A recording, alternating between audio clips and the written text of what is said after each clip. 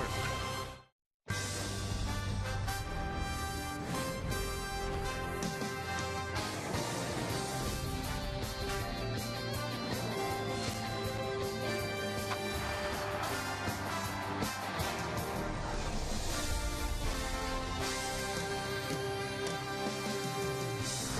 It is always one of the best days of the year at Yankee Stadium. The old-timers come back to the stadium, where for one day, everyone's a young kid again. People returning to the stadium for the first time. Joe Torre, a huge ovation. Gene Monahan in his final year, throwing out the first pitch, and some of the guys showing the skills that made them the great players they were. Watch this blast by Bernie Williams deep into left center field. And then Tino Martinez goes yard. A two-run blast off of David Cohn and Darryl Strawberry with a double to right center field. Oh, it was a big day, obviously, in the stadium, and we still have a big game to go as the Yes Network presents New York Yankees baseball. It's the New York Yankees against the Colorado Rockies in the rubber game of a three-game set from Yankee Stadium in the Bronx, New York. Hello, everybody, and welcome to Yankees baseball, along with John Flaherty.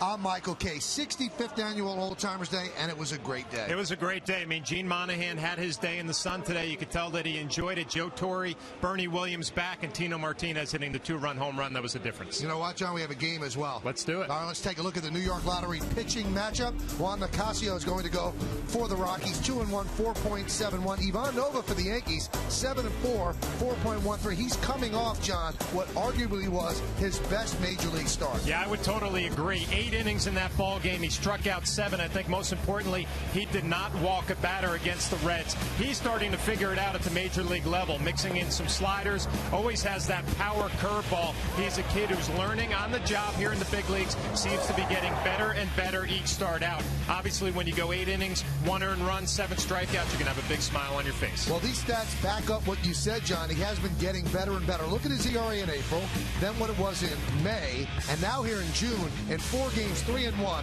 with a sparkling 3.04 ERA. So he's going to give it a try against the Rockies. He'd love to have some offensive support. Yesterday, the middle of the Yankee order on fire. 3-4, that's what you want. Yankees had it yesterday. We'll talk about it next on segment 2.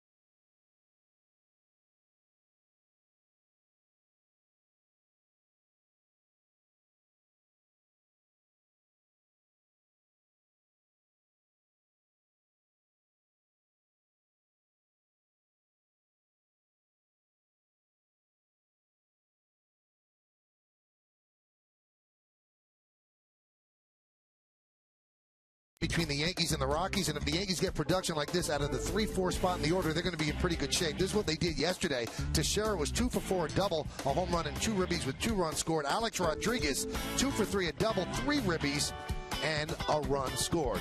Now, every single lineup is built around 3 and 4, and that's the case with the Yankees as well. And both of those guys have done a good job this year, but they really haven't stepped up and done what they could do, the top of their potential. And if they hit like they did yesterday, Yankees are in good shape. Yeah, you're talking about 2 guys who could carry a team, carry a lineup by themselves if they get hot. If they get hot together, 3 and 4 in the middle of that lineup, you saw what they did yesterday. I mean, Teixeira with the home run, Alex Rodriguez, 3 RBIs. He now has 50 on the year. They could really carry your club for a month or 2. That's a tough spot in the order for any pitcher to navigate. 3-4, and then remember, right after that is Robinson Cano. And that's not a bad middle of the lineup for any team. Coming up, we've got lineups, first pitch, baseball, all right here on Yes. As the Yankees and the Rockies, we'll try to see who wins this Interleague Series. It's tied at a game apiece. First pitch coming up next on Yes.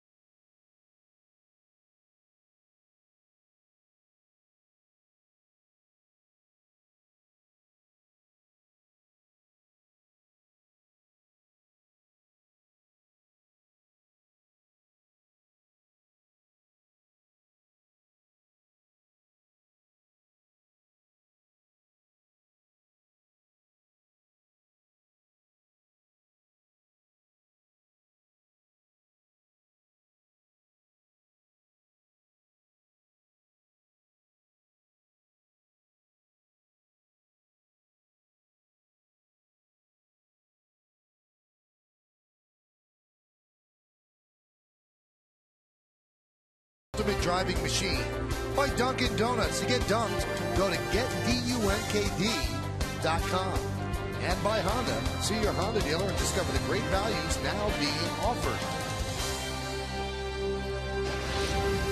Well, it's been a great day so far here at Yankee Stadium, and we actually have a real game to watch as well. Rubber game of this 3-game set. Let's look at the game time weather presented by Bigelow Tea. 79 degrees. Humidity is 47%. Not much wind.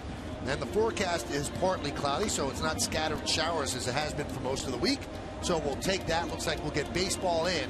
We've already had a thrilling Old Timers Day ceremony and a fun game as well with Tino Martinez hitting a 2-run home run against David Cone, as one Yankee team beat the other one by a 2-0 score. So the 65th annual Old Timers Day was a rousing success here at the stadium. IOTV offers incredible HD picture and sound. Get the best in HD free. IOTV is the official HD service provider of Yankees baseball on Yes. So now the actual Yankee first baseman, Mark Teixeira, is going to have to one-up the retired Yankee first baseman, Tino Martinez, with that 2-run home run. And when we look back at that game, John, that's what everybody is going to remember, that home run by Tino Martinez about 4 or 5 rows back. Yeah, I think everybody enjoyed having some of the, what would they be called, the younger old timers back. You know, Tino Martinez, a 2-run home run. Darryl Strawberry, Bernie Williams brought the house down during the introductions, and then also had a double to left center field. I think more importantly, everybody had a great time out there, and a lot of intensity and adrenaline out on that field. And I love when we have Old Timers Day, and here's Tino's home run. Took an inside pitch, kept the hands in, and then drove it to right field. But I love that when you looked over during the introductions, every single one of the present players are out there watching, and that's important because it's the thread that weaves the whole fabric of the Yankee organization together. I think it's neat. Yeah, I think they get it. They understand about the guys who have been here before them, and you want to carry on that tradition. And obviously, Gene Monahan having his day today was a special treat for everybody. Well, the Yankees take the field, the present-day Yankees, and that means we're a couple of moments away from baseball. Why don't we take a look at the Rockies starting lineup, which is presented by Avis. Rockies are 38-38. They lead off their center fielder Carlos Gonzalez. Jonathan Herrera, the second baseman, will bat second. Batting third, veteran first baseman Todd Helton. Troy Tulowitzki at shortstop will clean up. Batting fifth and DHing Jason Giambi. Seth Smith in right field will bat sixth. Batting seventh, playing third base, Ty Wigginton. Charlie Blackmon is in left field. He'll hit eighth. And batting ninth and catching Chris Iannetta.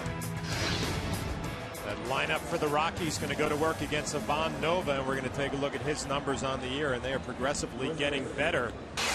An impressive year, 7 wins, 4 losses, an ERA just over 4, 44 strikeouts in 80 2/3 innings. Take a look at our Jeep pitcher scouting report, and maybe coming off his best start as a Yankee, his season best, obviously. 8 innings, 1 earned run, 7 strikeouts his last outing, and he was a strike thrower in that ball game. 2 strikes for every ball that he threw. And the solo shots won't hurt you. He's given up 6 home runs this year. All of them have been solo shots, and that will not be the difference in any ball game. So a nice stat for Ivan Nova. Let's take a look at the Yankee defense, brought to you by your Mercedes-Benz Tri-State dealer. Defensively, in the outfield, Gardner, Granderson, and Swisher. That's left to right. In the infield is A-Rod, Nunez, Cano, and Teixeira third to first. Russell Martin is behind the plate, and Ivan Nova is on the mound. Today's closed captioning brought to you by Verizon Wireless. Big crowd on hand here at the stadium, and many people, most people, were here in their seats for the ceremonies, and now they get a chance to watch a Major League ball game. Interleague play between the Yankees and the Rockies. Yankees lost the first game of the series by a 4-2 score yesterday. They came back to win 8-3. CC Sabathia became the first big league pitcher to win 10 games, and couple that with the Red Sox loss to the Pirates, and the Yankees are in first place in the American League East despite all the injuries and the fact that they've lost 8 of 9 to the Red Sox. Not a bad place to be. Yeah, it was a good day all the way around when your ace goes out there and totally dominates, and the Yankees offensively really stepped it up yesterday. 15 hits, 8 runs. Now find themselves in first place and trying to take this last game of the series against the Rockies and enjoy a day off tomorrow. Carlos Gonzalez digs in. Ivan Nova is ready. And let's do it here at Yankee Stadium in the Bronx. And the pitch is upstairs, 1-0. We're underway. Now, we've waited 2 days for this scouting report, John, and it's brought to you by Home Depot. Yeah, we gave you a little teaser yesterday, but Gonzalez had a career year last year. 336, 34 home runs, 117 RBIs, and 26 stolen bases. And he's a lineup chameleon in that he can bat third, fourth, fifth. He's batting leadoff because Dexter Fowler didn't get the job done. And a total package, won his first Gold Glove last year, an exciting young player. Here's a 2-0. You wonder, a young guy like Nova, if he's a little amped on a day like this with all the former great players walking around and having the game start at 2:20 rather than 1:05, which is what your body clock usually has. We'll see how he deals with that. There he lays a strike in. You know what, I also think, Michael, that outing against the Reds, I mean, it's probably the best he has ever thrown in his major league career, and I'm sure you're just charging to get back out there again and build on it. Do the same things you did last time. Work that curveball, a few sliders in there. And Gonzalez works a walk to open up the game.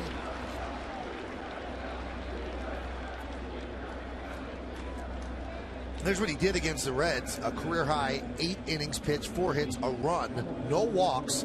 That's key. 7 strikeouts. He threw 105 pitches. He really was outstanding. And you can't just discount that. The A's are a good offensive team, and Great American Ballpark is a bandbox. Yeah, they're a club that can really swing the bats. And, you know, the one knock on Nova is the fastball has been up sometimes early in his starts. And it was up early to Gonzalez. Jonathan Herrera deals low, and Russell Martin wants to slow down Nova right away. It's a good trip to the mound. Yeah, it is. And, you know, we've seen from Nova, he can go to his curveball, and that kind of gets his arm slot fixed and gets his fastball back down. We'll pay attention to see if Russell Martin calls a few more breaking balls here.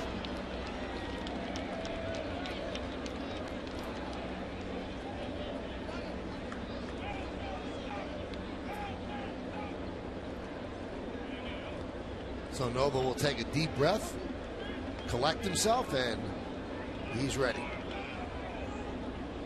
The 1-0. Low and inside. 2-0. Now Nova's ERA is actually higher at home this year than on the road. He's 4.76 at home and 3.31 on the road. There's a strike, and a good strike too, inside corner of the knees. Home plate umpire Brian Onora giving Novin a little borderline low strike right there, a good sign. That's where he wants to be working that fastball with a little bit of movement down.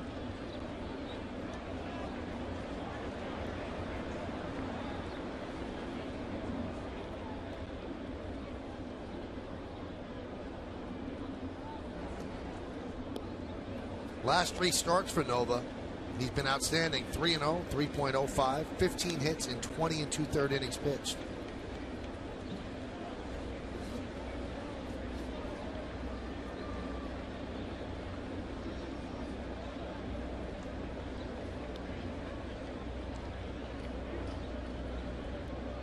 The 2-1. This could be 2. Oh, through the legs of Nunez into center field. That was a double play, and he was looking towards second without looking the ball into his glove. And that is an E6 for Nunez. Well, Nunez, who has had some problems throwing the baseball here, this ball just stays down. He comes up on it, and you're right, this is a tailor-made either 6-4-3 double play, or he could keep it himself, go to the bag, and continue the double play. For Nova, a huge pitch trying to get out of trouble in the first inning. Now he's really going to have to bear down after that error and see if he can limit the damage here in the first inning. Here's Todd Helton. That one is drilled to center field. Granderson back. He'll make the catch. Tagging is Gonzalez. The throw will come into second. Good decision by Granderson. And the Rockies have runners on the corners with one out. Well, always a test for a young pitcher, any young player. When you feel like you made the pitch, you're going to get a double play. How do you respond? How do you come back? Nice job getting a fly ball from Todd Helton. Now you have some work to do. First and third, one out. The error by Nunez, his 9th of the year. And that's one thing he has to correct that, because you got to make the outs that the other team are giving you. You can't just give that away. Derek Jeter's birthday today. That's a situation where you really miss Derek. You know, the routine play, maybe the ring's not as good as it was early on in his career, but the routine play is always made. Derek made 6 errors all of last year. Here's Tulowitzki. Breaking ball is outside. Good pitch. He doesn't get the strike on Tulowitzki, but a nice breaking ball first pitch, just missed off the corner. A very dangerous right-handed power hitter.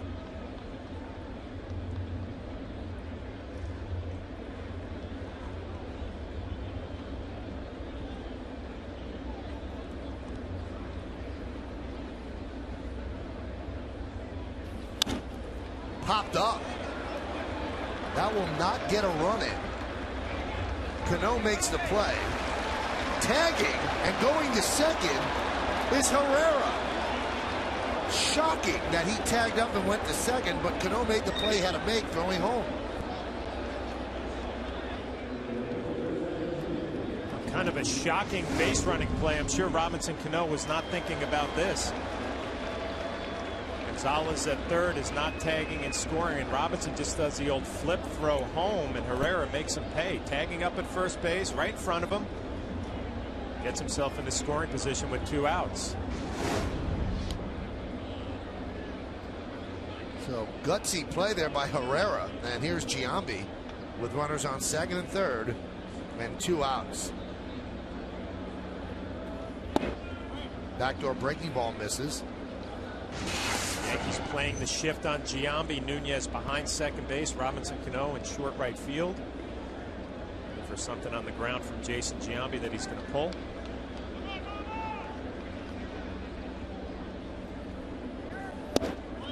There's a strike. A lot's been made from Ivan Nova. He's got that good fastball and a curveball. A changeup right there to Jason Giambi. A pitch he's trying to mix in a little bit more along with that slider. Make him a complete pitcher, 4 pitches.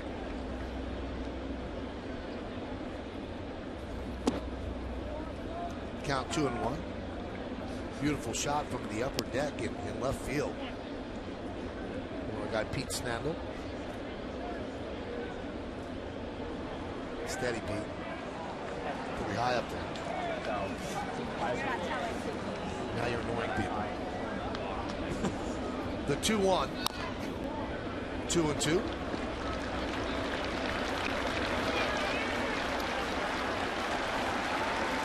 So it's been an eventful half inning for Ivan Nova. Can he get out without allowing a run? Giambi, good numbers with runners in scoring position. The DH for the 3rd straight day here against this former team. Second and third, 2 outs. The 2-2. Swung on and missed. He got him. Nice inning for Ivan Nova after his defense betrayed him. No runs, no hits, 1 error, 2 men left. Rockies nothing, and the New York Yankees coming to bat.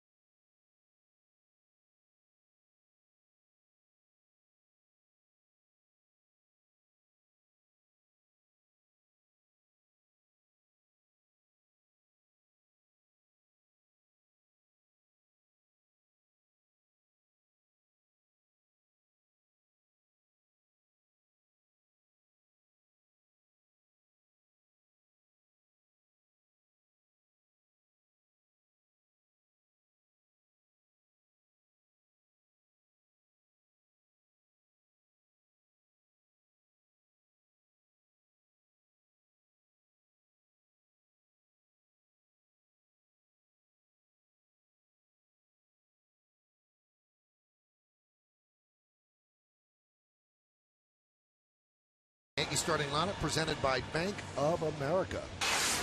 Yankees come in first place at 44-31. They lead off their left fielder, Brett Gardner. Batting second, playing center field is Curtis Granderson. Mark Teixeira at first base will hit third. Cleaning up, playing third base, Alex Rodriguez. Robinson Cano at second will bat fifth.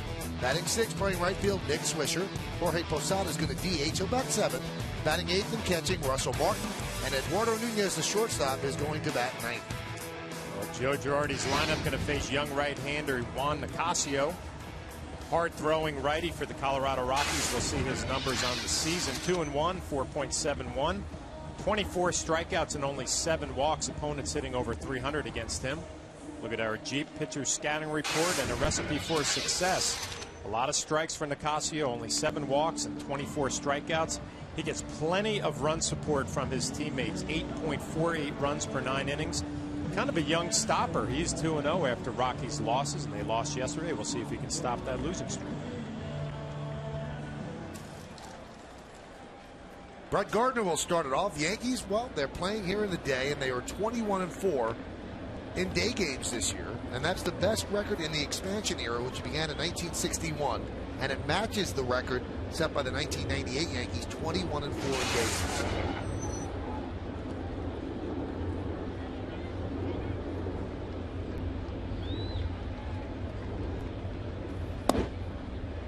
Pitch is low, 1-0. A word about Nicasio, he's a hard thrower, can throw in the mid-90s. The fastball is pretty straight, but he's proud of that fastball. He will challenge you with number 1. Here's number 1 for the first strike. Brett Gardner yesterday led off the game with a bunt base hit. See the numbers in the first inning for Nicasio, not very impressive. 1. In his last 20 games, Brett Gardner's hitting .375. 24 for 64, including in that stretch 8 multi-hit games.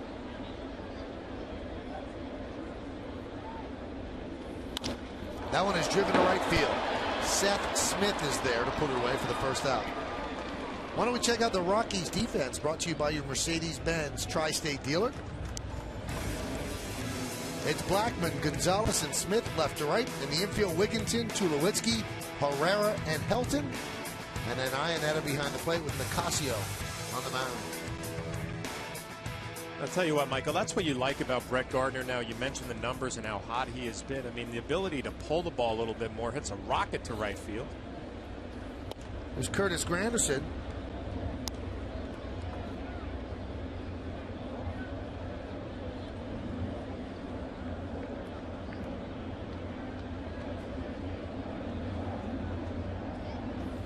Pitch is high. You know, Michael, I know you were busy with Old Timers Day, and you did a great job down in the field introducing all the players. Thank you, John. I was doing a little research. Found out that Nicasio has thrown 26 fastballs in a row in starts before. I mean, that tells you how proud of his fastball he is. He's not afraid to challenge hitters. That would be built right in for me. Go up there, know you're going to get a fastball to hit. We'll see if the Yankees are ready for it.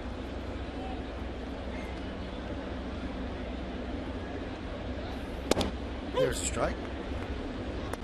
See the number that Curtis Granderson is wearing is Bob Apodaca, the pitching coach for the Rockies. Number 14, made famous in my childhood by Lou Piniella. And Sweet Lou's going to join us in the booth in the next half inning. Great. Got a great round of applause today during the introductions. Done it all in this game, huh, Mike? He really has. He really has. And done it all well.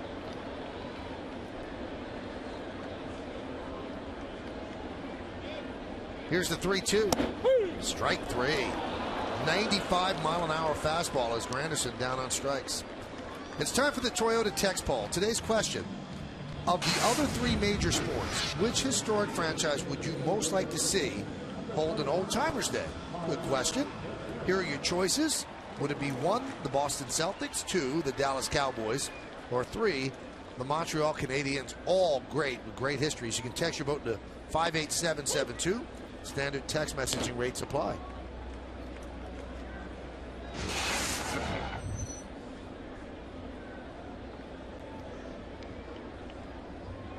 The 0-1. A lot of teams used to hold Old Timers Day in baseball, but none of them do it anymore except for the Yankees. Is there a reason? You know what? I guess the Yankees have such a rich history. Some teams don't have that much to mind, but I would think that even if you don't have championships, there are old-time players that your fans would like to see. I'm very surprised by it. And there's also a great expense to the organization. I mean, you're flying everybody back. You put them in hotels. It's an expensive proposition, but I think the Yankees do it because part of what makes the Yankees happens to be their past. And if you honor it, you keep it alive. Yeah, you know, I'm sure it is an expensive proposition because I've been lucky enough to be invited to Old Timers Day for years now and just haven't been able to make it. But it's a full weekend for these guys coming back. I mean, they put on a nice dinner and some activities around the city. It's not just the game on the Sunday. They have a cruise around Manhattan. I mean, it's just a great time for the ex-players. Here's the 1-2. Foul back.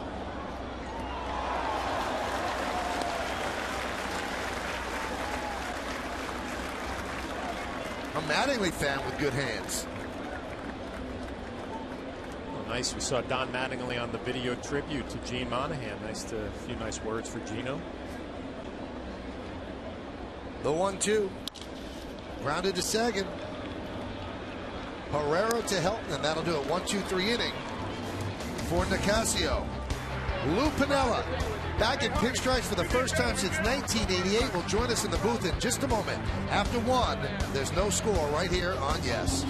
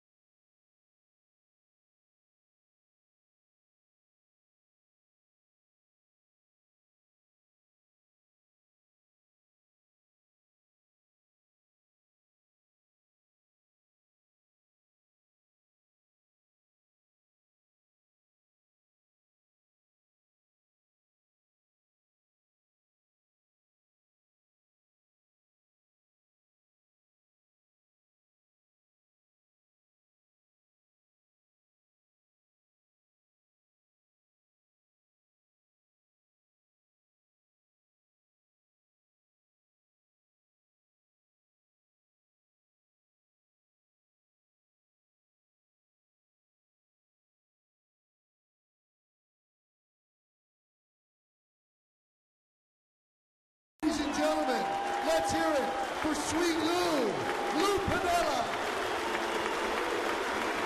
That was one of my favorite moments of the Old Timers Day ceremonies. Lou Piniella has not been in pinstripes since 1988, and he got a huge ovation from the crowd. And he's nice enough to spend part of his Old Timers Day with us here in the booth, joining me and John Flaherty.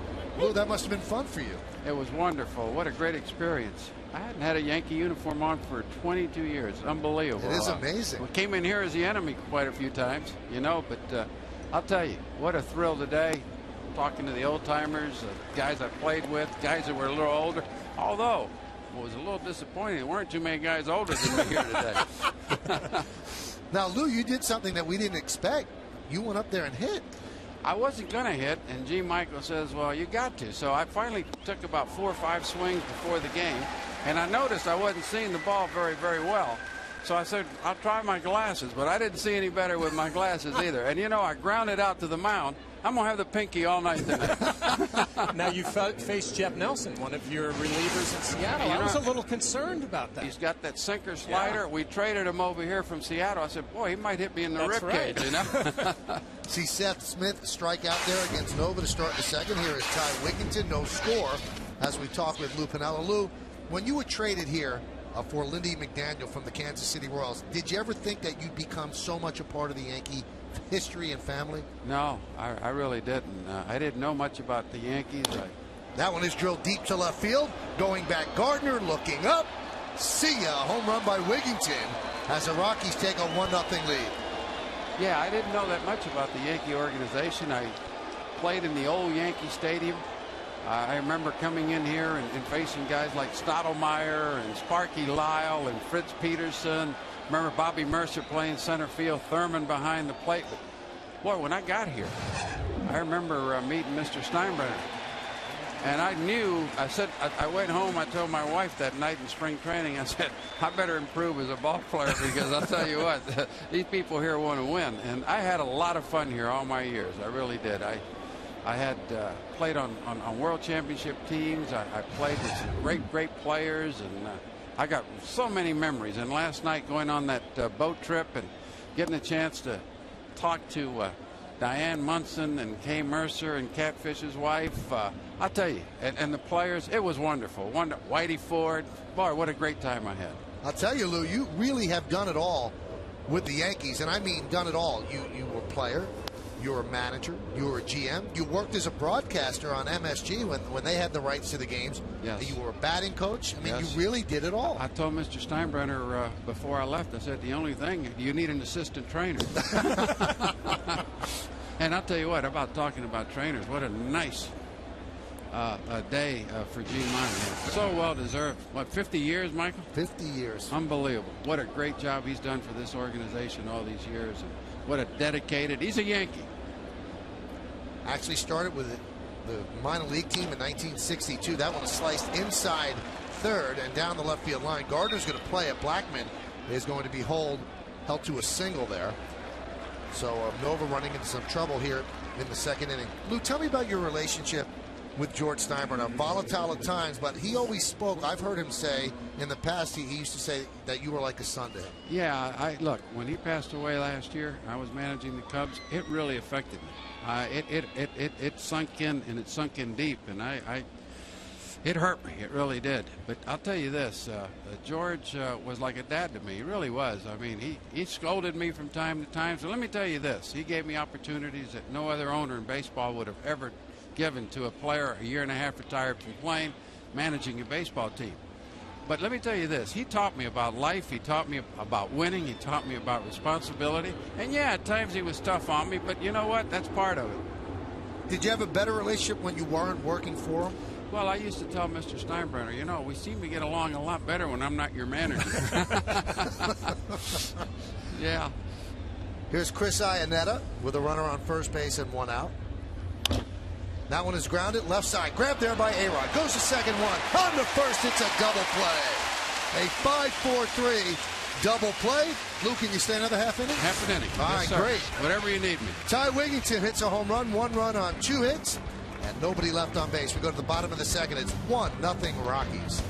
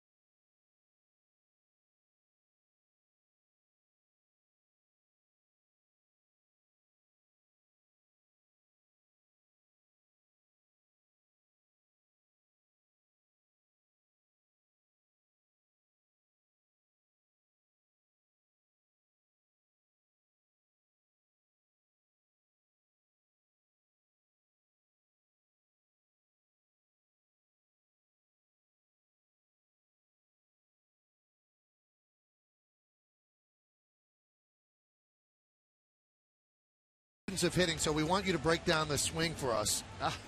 Mine? That wasn't very good. First of all, my grip, I can see that I'm choking the bat with my grip. I didn't like that. I took my glasses off here because I couldn't see with my glasses. And I didn't do very well. Jeff Nelson's on the mound, and we had traded him over from Seattle. I'm thinking to myself, you know, he might drill me in the rib cage. But, yeah, I ripped this up the middle, all right. You know, I didn't use my legs at all. And I pronated and grounded the ball to Jeff. But, look, I gave it my best effort. Although, Michael, I'm going to tell you, I'm going to be upset I grounded out all night. I know, I can tell. You get the first time I've been competitive in a long, long time. When's the last time you swung a bat? Oh, I haven't. Even when I managed, I never had. Really? No, so it's been a long, long time. Long time. Here's a young man that's got a good swing. Yes, he does. Alex Rodriguez, 1-0. When he came up, I mean, you were his manager in Seattle. Did you ever envision that this guy could? I mean, at the end of the story, Lou, he might have 800 home runs. Look, I knew he was a wonderful, wonderful player and a wonderful young man. We brought him up, gave him a little experience, sent him back down to the minors to work on a couple of things. Came back and won a batting title. And let me tell you this, he's as talented as a young player as I've ever had. Doing the things that he did at the shortstop position and the way he hit the baseball, boy, fun to watch. Well, you know, playing with Alex, he always talked about your influence on him as a young player, and especially with the hitting part of the game. Well, you know, I've always liked the hitting part of it. You know, I love to see a 1-0 game once in a while. But, boy, I tell you what, I like to see a nice old 7-5 game where there's some hitting, as long as the team that you're on is winning them, you know. I think the fans enjoy a little offense. A great pitching duel from time to time is good, but you know, I think if you ask the fans when they come to the ballpark, they'd rather see a little home run here, a little triple there, and some action. 3-1 count, or 3-2 count now on Alex. Alex is 12 for his last 22. He's been swinging the bat great. And Nicasio's been challenging everybody with fastballs. So the young right-hander deals the payoff. That one is grounded to third. Wigginton is there, the long throw, and there's one away. Now, Lou, this is the first time in a long time that you're not in uniform. Last year you left the Cubs and you said, that's it for me. Do you miss it? Well, I miss the competition part of it, but no, if you really want to know the truth, I don't miss not having the uniform on. I do a little consulting work for the Giants, and I enjoy that, but I don't want to be in the dugout anymore. I think I've done that long enough. 40 years at the big league level, maybe 41. That's enough, you know. It's time for other people to do their thing, and the Yankees here have a really nice, fine young manager in Girardi. Joe Torre was gone last year. Bobby Cox. Not that I'm putting myself in their category, but they're guys that manage a long times also. Robinson Cano with a 1-0 count. Now, Lou, you won your championship with the Cincinnati Reds, but then you went on and you managed Seattle, and you had great teams. There was one team that won 116 games, but the Yankees always seemed to get in your way. You know, it's amazing. We had a really good team that year. We got extended in the first round of the playoffs to 5 games. And the pitchers that I had on that team that could probably beat the Yankees a little more readily pitched game 4 and 5. So we got stuck in that championship series where our guys had to pitch the 3rd and 4th games, and it makes it a little tough. And the other thing is, I was telling Joe Torre, which is true, we were pulling for the Yankees to beat Oakland that year. Really? Why? Why? Because we wanted to beat the best, the Yankees. And after the series was over, I told my coaches, I think we wished for the wrong thing.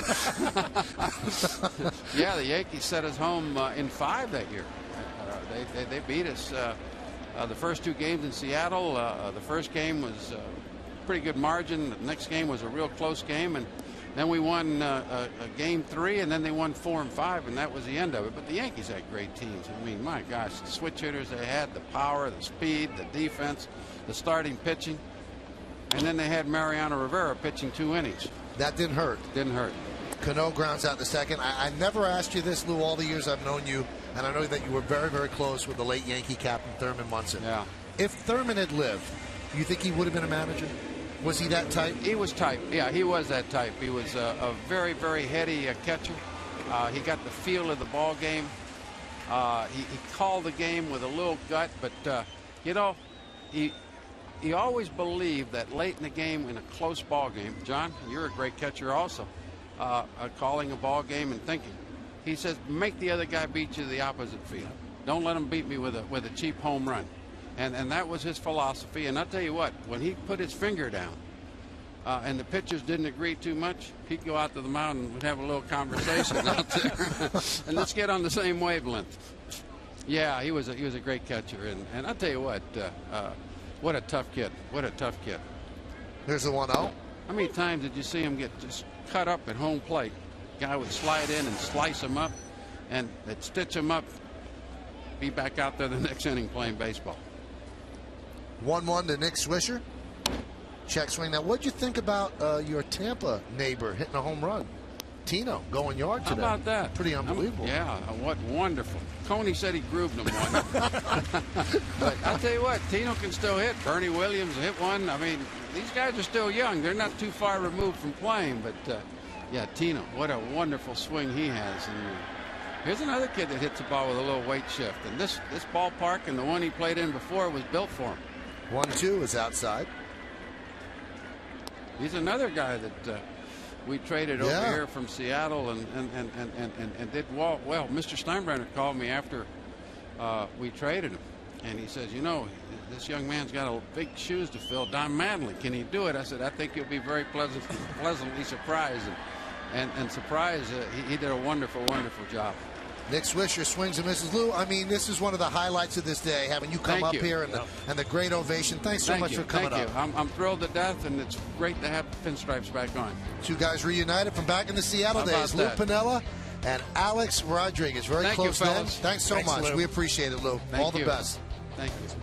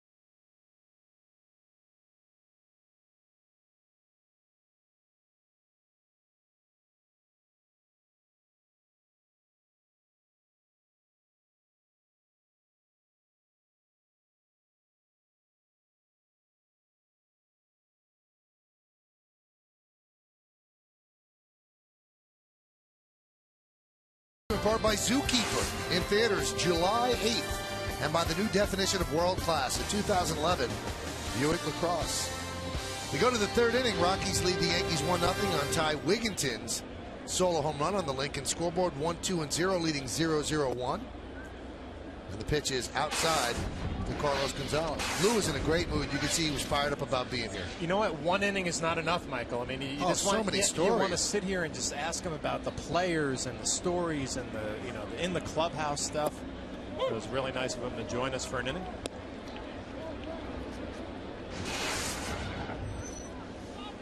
It'll be Gonzalez, Herrera, and Helton.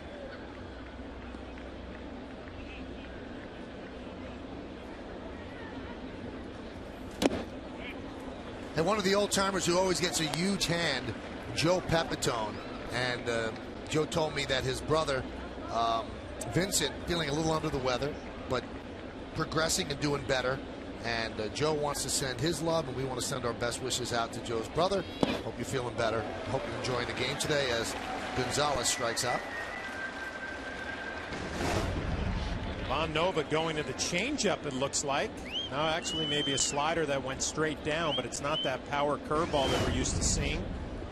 And it's just the progression of a young kid trying to become a complete major league pitcher. Use all 4 of your pitches. Nice job by Russell Martin calling the slider.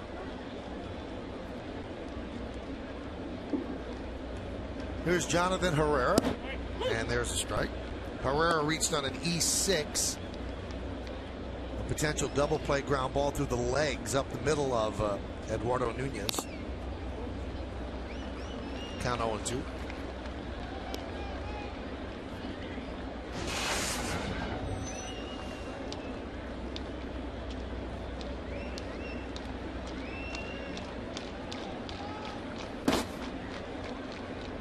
Michael, I think back to the Jeep pitcher scouting report on Von Nova. Gave up 6 home runs this year, all of them solo shots, and a solo shot to Wigington, a 1-0 ball game. Those usually don't beat you at the end of the day. Obviously, see how this game plays out. I got to tell you, your scouting reports about this series have been right on the money. Well, I try to give you my best every effort, one, you know? every one. Like, it's almost like you could see the future. Count 3-2. Yeah, we've been here. It's been a long day so far. I mean, I know you got here early with the Old Timers thing. We've been getting along so well until you throw a little sarcastic remark. That wasn't sarcastic. I'm telling you, boy, you don't know how to take a compliment. Lou Piniella just called you a great catcher. You handled that. That was pretty special. that was pretty nice. If I would have said it, you would have said I was being sarcastic. Well, because I know that I was not a great player. You were a great catcher. There's a ground ball to second. Cano right there. So what are you saying? Two-way. I can't hit. Couldn't hit. You're a dead pull hitter. Dead pull hitter.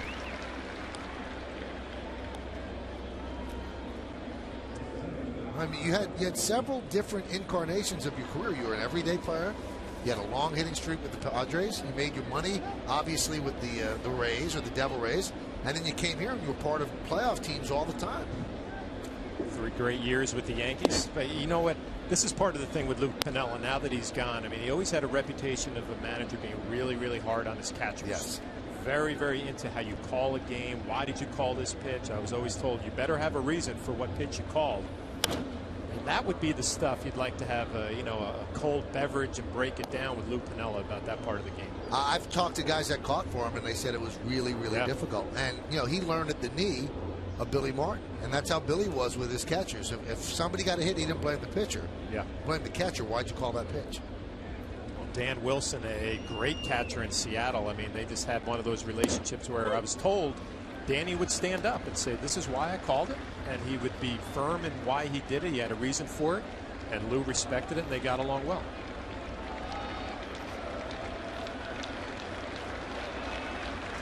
The 1-2. Helton fouls it away.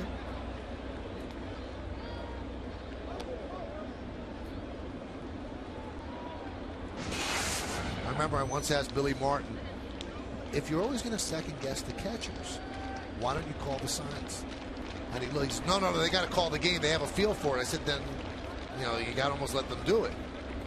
I'm thinking back, I laugh. There are times when you look in the dugout as a catcher and you're looking for a little maybe road to go down, a little suggestion on a pitch, and you'd see everybody standing there with their arms crossed because they don't want the responsibility. And, a catcher has to do it all game long. The 1-2 just missed inside.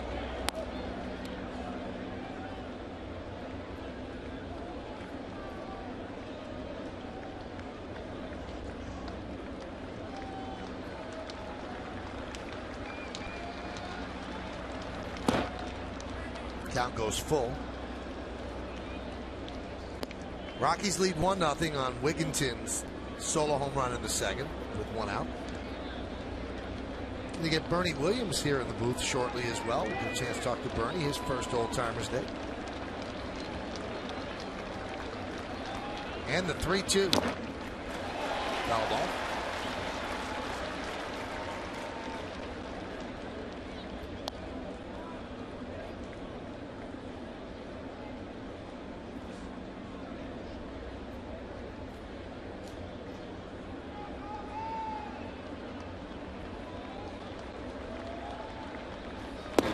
he walked him. Voting is now open for the 2011 All-Star Game in Phoenix. Help send your favorite New York Yankees to this year's All-Star Game by voting up to 25 times at Yankees.com. Cast your ballot now for your 2011 All-Stars. Vote early and vote often. Vote stay at Yankees.com. Heard this great story about Troy Tulowitzki. I know we have a lot of young kids that watch the games. And this is a telling story. When he was in elementary school, the teacher asked him to write an essay on what he wanted to be. And so he wrote a long essay about how he wanted to be a professional athlete. And the teacher called him up to the front of the room and said, "You do this again. I want you to do something realistic." So he had to redo the essay. About 20 years later, 20 years later, he's a professional athlete, and there's a guy waiting for his autograph, and it's the teacher. And he has him sign the paper that he said, because this shows me I should never tell a kid you can't do something. Never give up on your dreams. You do what you think you can do. He said, "You taught me a lesson." Wow. There's a ground ball to short. Nunez is there, goes the short way, and that will do it. No runs, no hits, no errors, and one man left on base. We played 2.5 at the stadium. It's 1-0 Rockies.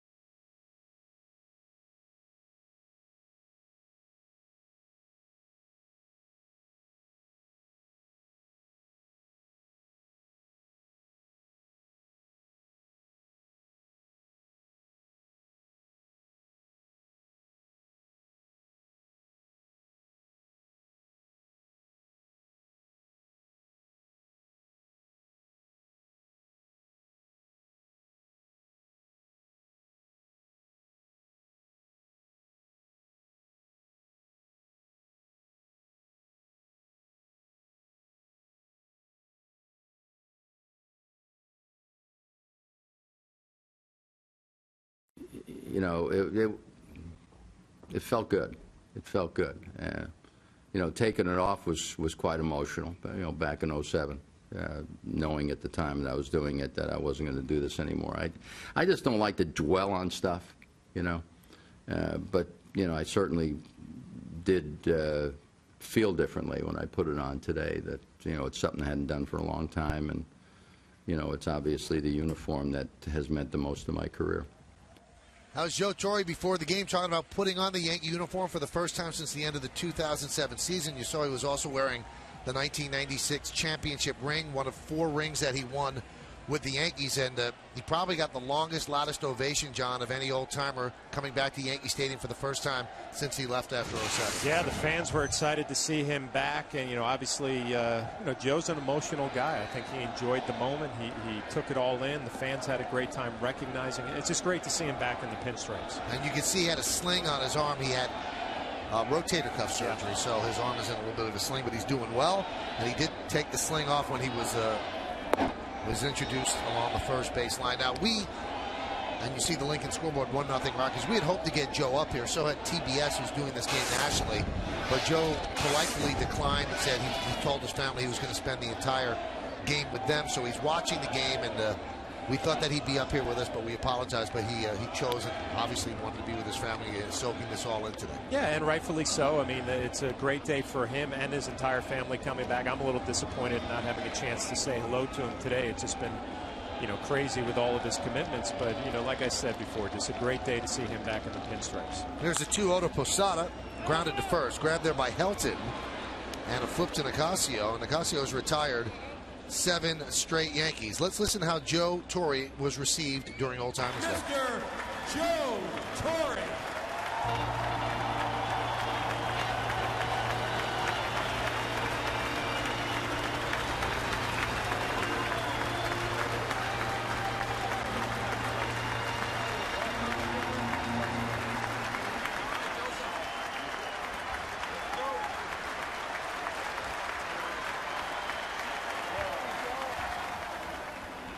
Here's Russell Martin, takes a pitch outside. Joe got a nice long ovation, tipped his cap a couple times. You see how he was keeping his right hand close to his body because he did take the harness off, but he's fine, and he had rotator cuff surgery.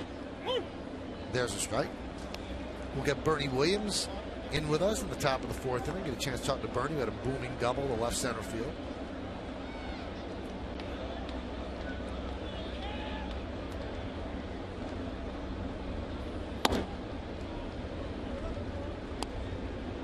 Count 2-1. Didn't have tickets to the game, so just kind of voting past Yankee Stadium today. Chopped right back to Nicasio. And there's 2 away. You got to look at that boat thanks to our aerial coverage brought to you by DirecTV. Get every MLB game and the most in HD. Call 1-800-DirecTV. Whip almost hit the boat. That would not be good. Donzie, it's called. Taking pictures of the blimp.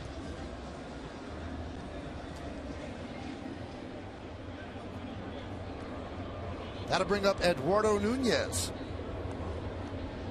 Nicasio playing true to the scouting report, really challenging the Yankees with that fastball. A couple occasional sliders. Tries to throw one there for a first pitch strike that missed.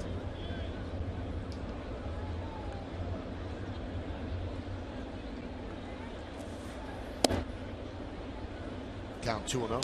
With a young pitcher the Yankees have not seen. I mean, you pay attention that first time through the order, and the Yankees, I'm sure, coming up the next time around will be a lot more aggressive early on the fastball.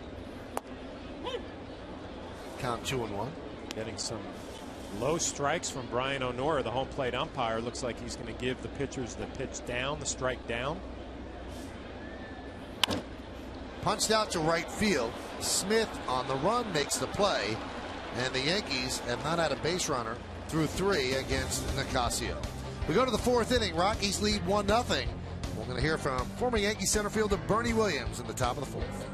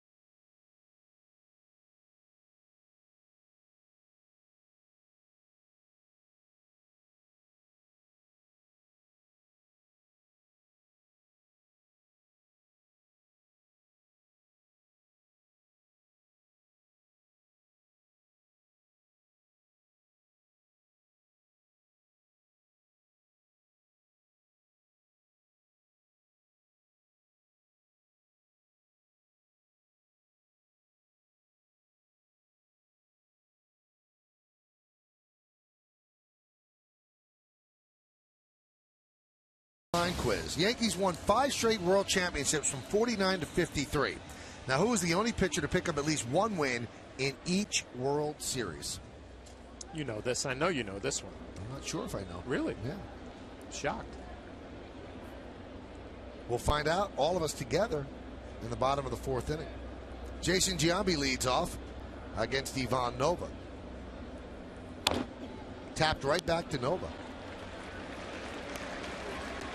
One away. Now, there must have been something in the water at the old stadium in 96 and 97, 98, because we're going to have Bernie on top of the 4th, but he's eating. So I think he's got the O'Neill syndrome where they've got to constantly eat.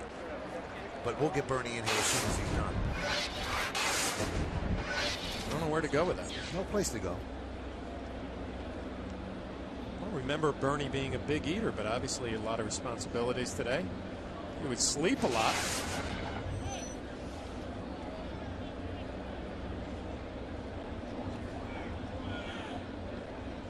I actually followed your health instructions today for the first time.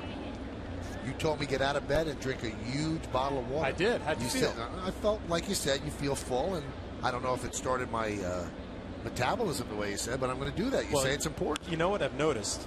Grounded up the middle and through for a base hit for Smith. I mean, you've had energy all the way through today. I mean, a lot of responsibility with Old Timers today. You kept it on the field. You brought it up to the booth, so I think it's working for you. Now, you might all wonder, well, why is he listening to Flaherty? Well, Flaherty's in great shape. Also, he's running a triathlon. It was actually in the New York Post today in the Rumble section.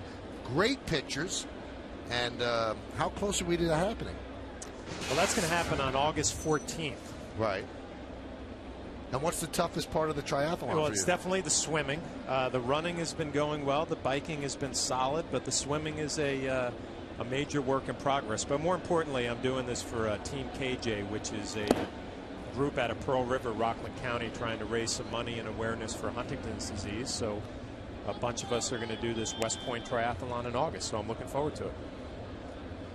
It's a great cause, and I think you're showing a lot of bravery and fortitude, because I mean, all joking aside, you're not a swimmer. No, the swimming, and I've been taking lessons, and you know, it has not clicked yet, but I'm determined that I'm going to figure out a way to do it, and you know, probably a little bit more information than you need, but I'm going to have the full wetsuit on in this lake. Wow. I mean, it's going to be an impressive sight. They say the wetsuit gives you some extra buoyancy. Really? So I'll be able to float a little bit more, and that's what I'm looking for. A little Floating? more, a little more flotation. It shows you how different we are. I mean, we're both here in the booth doing the game. You're training for a triathlon, and you told me to drink a big bottle of water, and I felt that's an your undertaking. workout for the day? That was my workout. Good for you. I'll take baby steps. You're going to swim in water. I'm just going to drink it.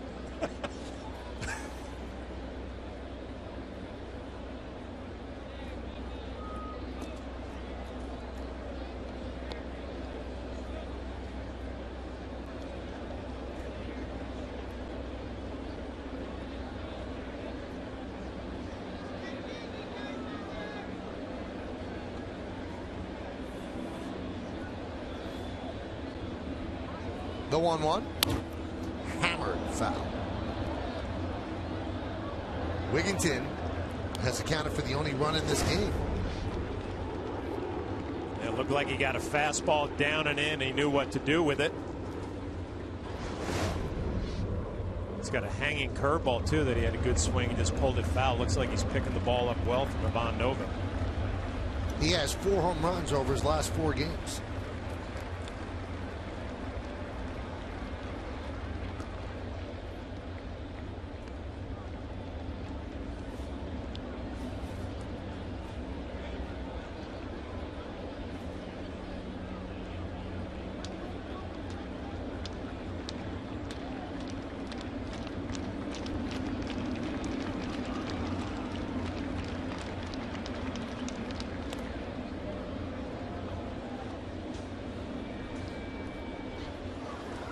That is not part of John's workout.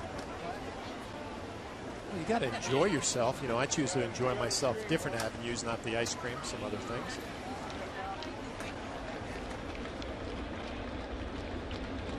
The 1-2. Grounded softly to third. Going to be a tough play. A-Rod barehand fires, and the throw post to share off the bag. It'll be a base hit for Wigginton. Well, It's a tough play for Alex Rodriguez. He came in and looked like he had the bare hand. I was thinking to myself, he's been doing this a lot lately, really making this look easy. I don't think he had a good grip on the baseball. Mark Teixeira tries to go for the swipe tag. See if you get a look here on the grip. Yeah, it looks like it's a change-up, 4-finger grip. Just up the line a little bit.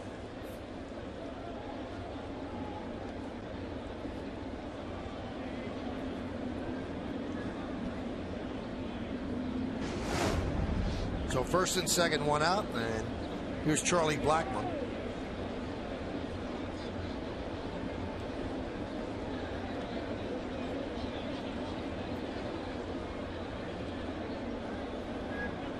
And a strike.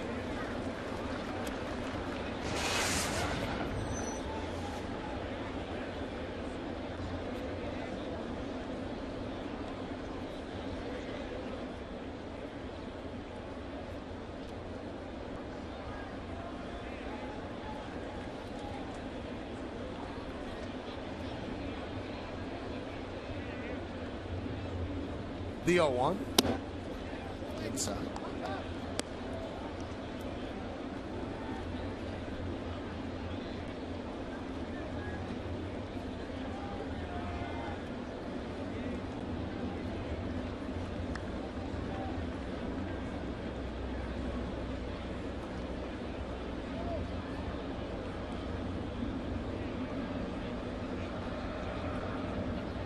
And the 1-1. 1-2. Smith is on second. Wigginton is on first. Blackmon has been good early with runners in scoring position. 350 with 6 ribbies.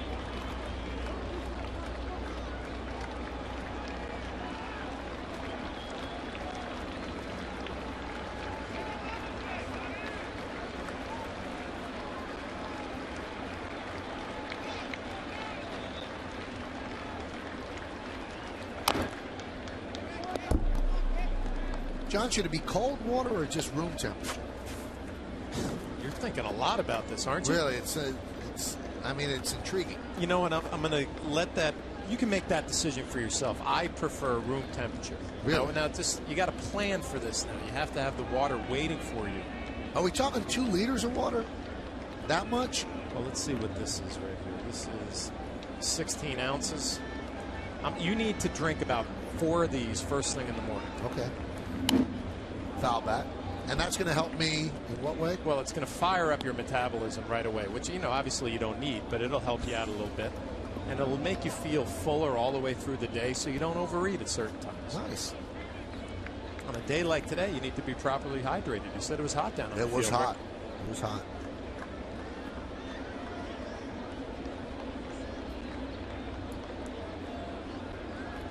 First and second with 1 out. Yankees trail 1-0. Nova has slowed down with runners on base.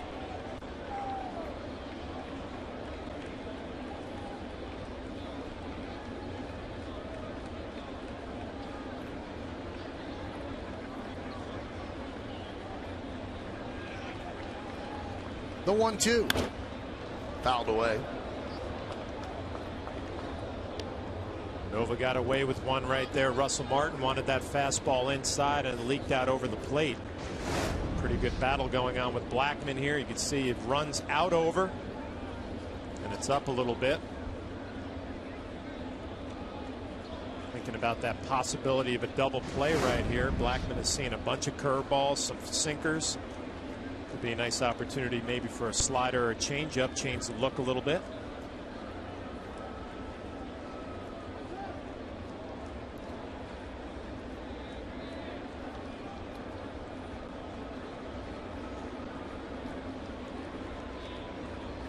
The 1-2. Drilled to right, but foul. A little too quick.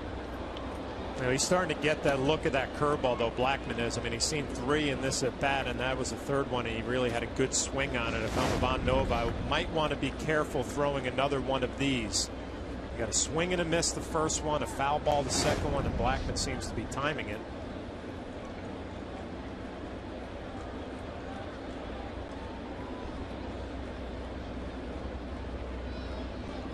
The pitch. Grounded to short. This could be two. There's one. On to first. It's a double play. Nova got just what he needed. A 6-4-3 double play. No runs, 2 hits, and 1 man left. We go to the bottom of the 4th inning. Rockies lead the Yankees 1-0 on Yes.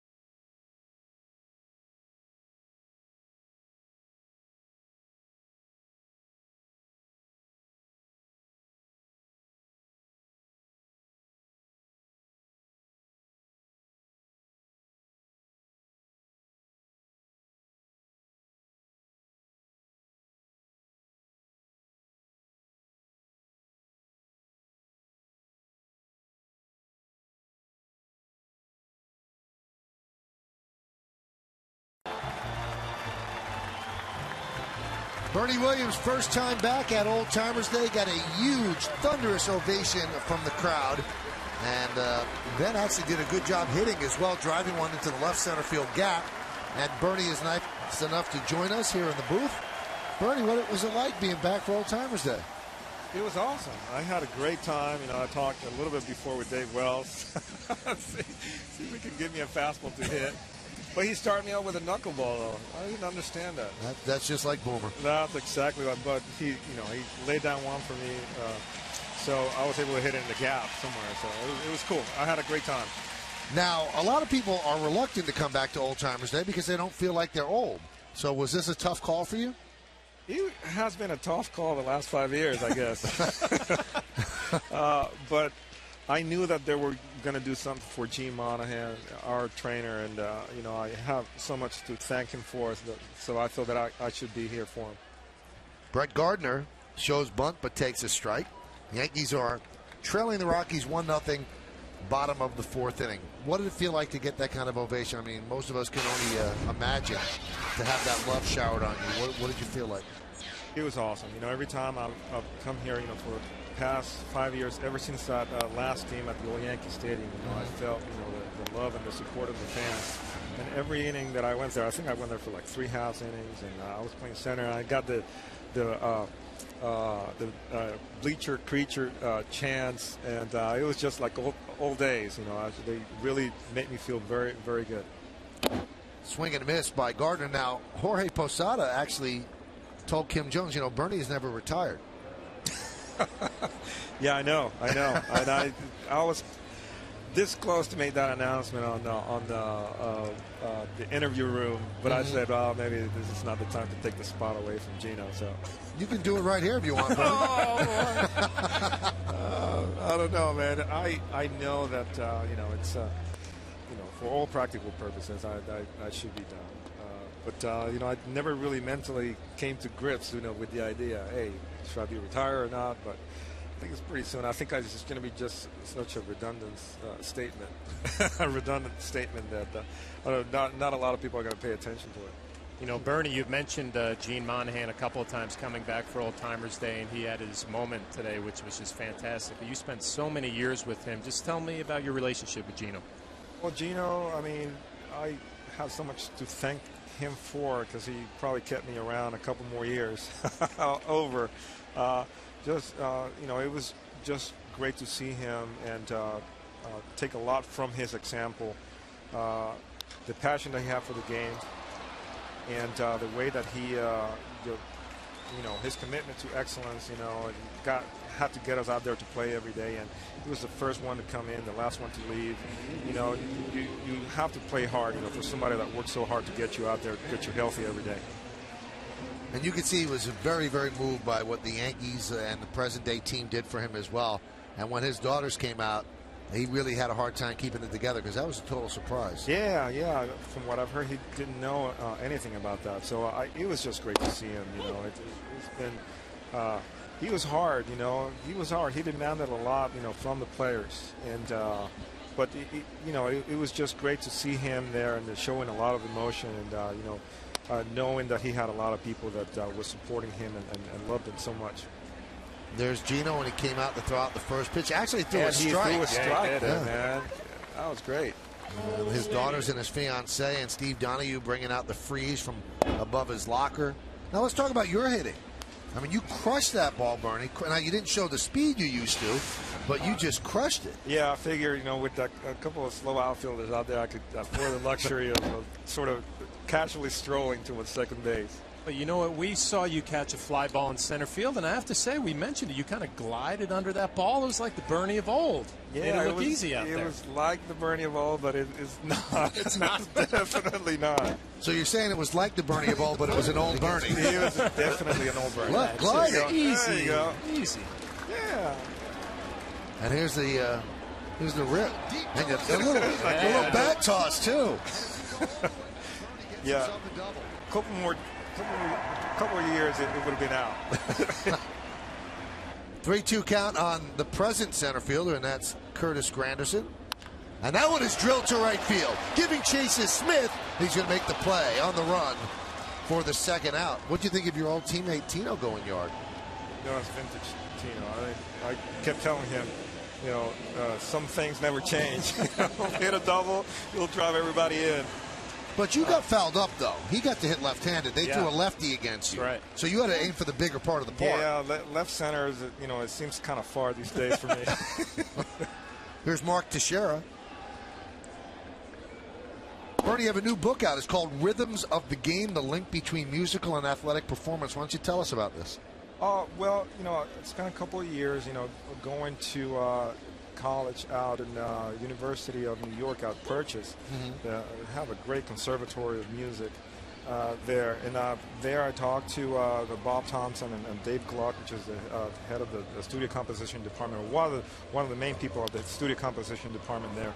And from that one's popped up, and Bernie, you're going to stay with us. We have to hear about this book. Yeah, you're not going to go anywhere, right? I'll stay around. There's the book. We'll talk more about it when we get back. We played 4. The Yankees have not had a base runner yet in this game. We go to the 5th. Beautiful swing. They need Bernie today, I'll tell you that. They're trailing 1-0.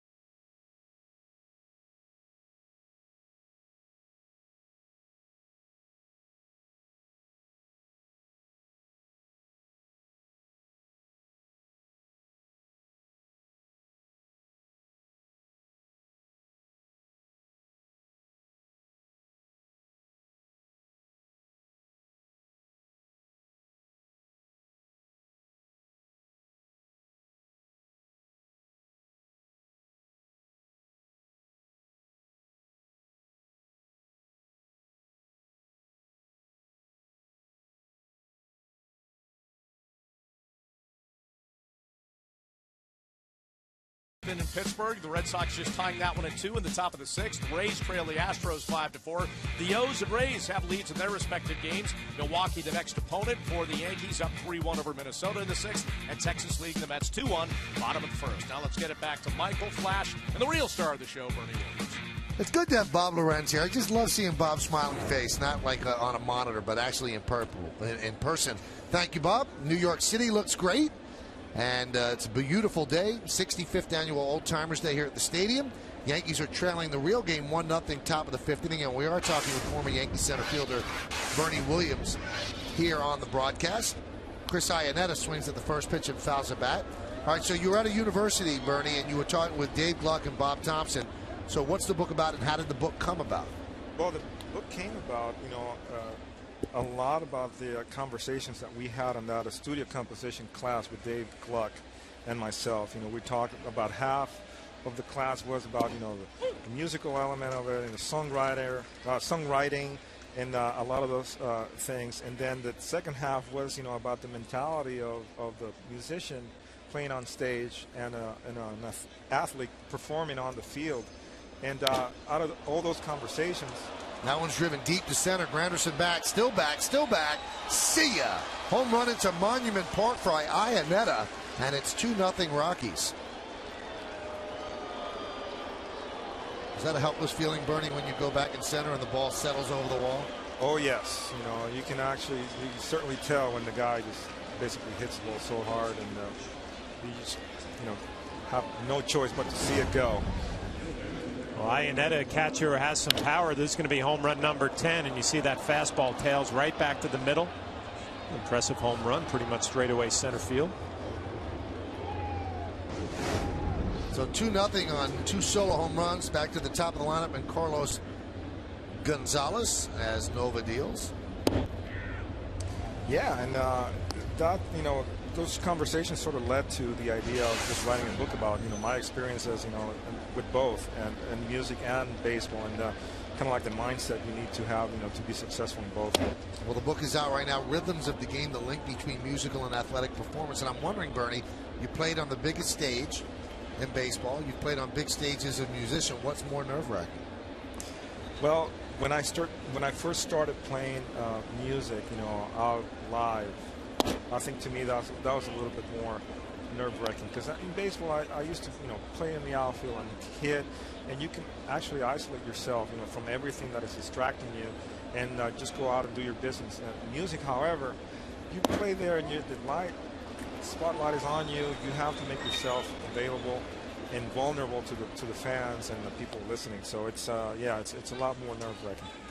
Well, let's see why you weren't that nerve-wracking. Look at the glasses when you first came up. Look at that. And you rake from both sides of the plate. And Jorge Posada, in an interview with Kim Jones during the Old Timers Day, said something I thought was very telling. He said that Bernie opened the door for all of us and gave all of the kids in the minor leagues hope, because he made it from there up to here and actually made it big time. Did you realize that they put so much emphasis on what you did? Not at the time, but I certainly appreciate his words. I know that I have a lot of the players that played before me. Runner goes, throw to second. Not in time.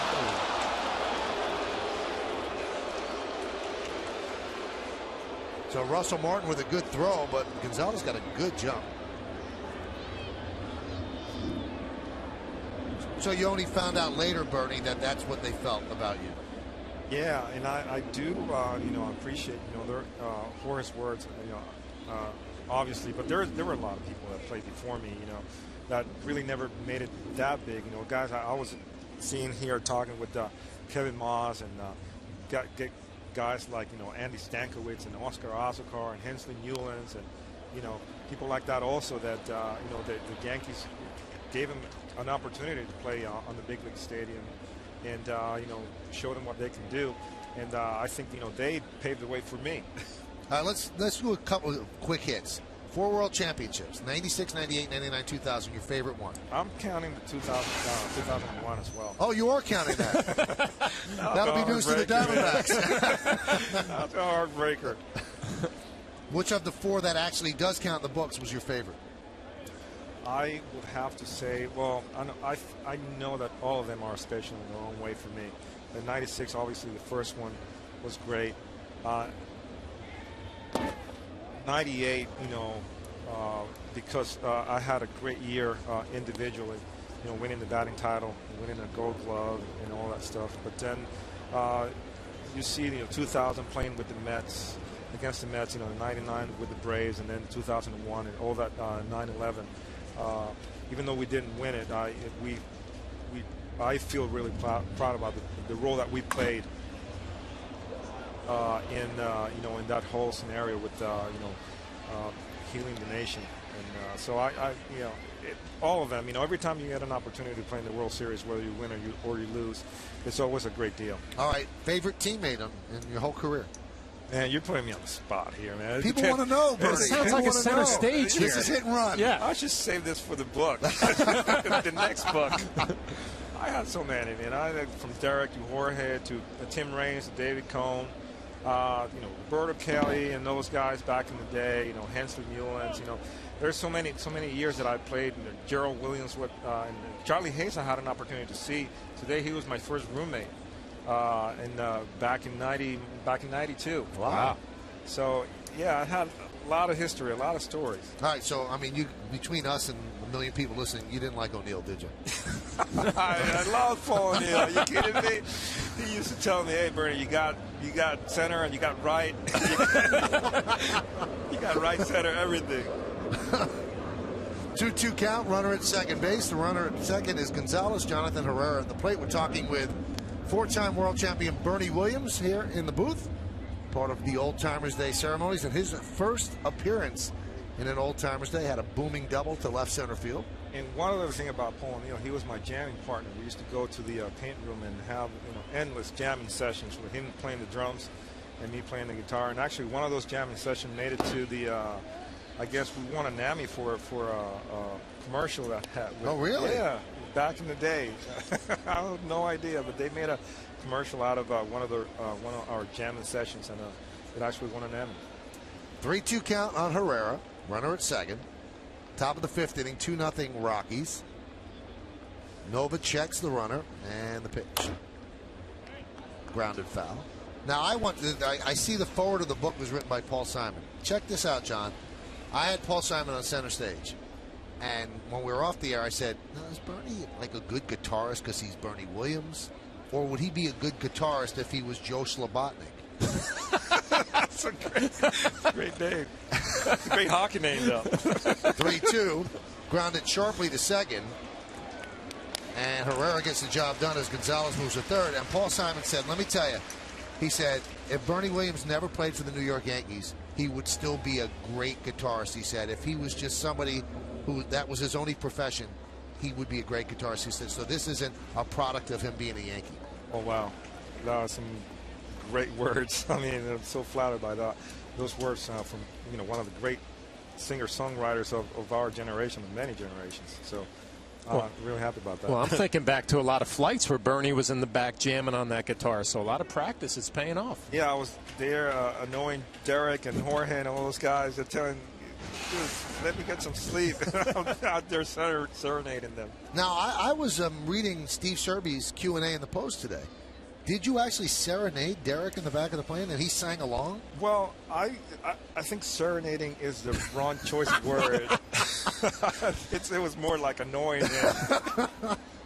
But he would bust out some Lionel Richie, some Motown, once in a while. Does he have a good voice? He has a great falsetto, though.